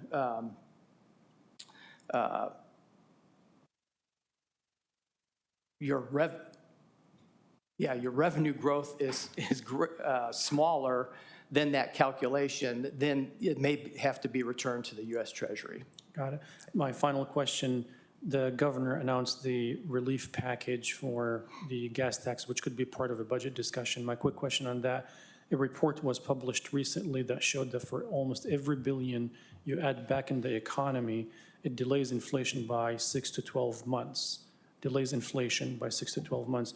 Are there any thoughts about structuring the relief package so that its impact on the budget and impact on the economy is reduced by looking at income levels? So if you give it to the upper strata of those who make $200,000, $300,000, $500,000, they're not waiting on these dollars. Is there a way to think creatively about that relief package in a way that does not add to inflation? Well, I think that question was presented earlier today. Here's the Chris Johnston opinion. That's all it is. $1 billion is what the governor's proposed. We have a state GDP of $430 billion. So that's 0.2%. Even if you count a multiplier, if you look at the economic studies of various programs and apply a fiscal multiplier, and let's do a high fiscal multiplier of 2, we're still less than 0.5, one half of 1%. I don't think that that's going to cause a lot of inflation. Then the other factors that come into play is that you're assuming all this money is going to be spent in the state of Indiana. It's not going to be all spent in the state of Indiana. And then also with today's economy, there's this provision that people consider, and that's the propensity to consume. Right now, people have got pay raises. They've are doing very well. They're employed.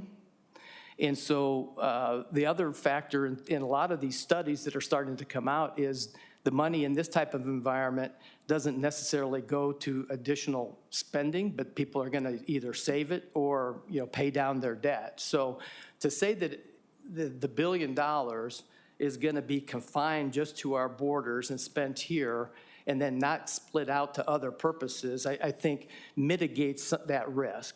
I'm not saying that it doesn't have a factor, but it's not as extreme as I think some people are representing it. I appreciate it. We'll definitely should have more discussions on this in the coming weeks, but Yes, I appreciate you it. will. Thank you. Thank you. Senator Brown. Thank you, Mr. Chairman.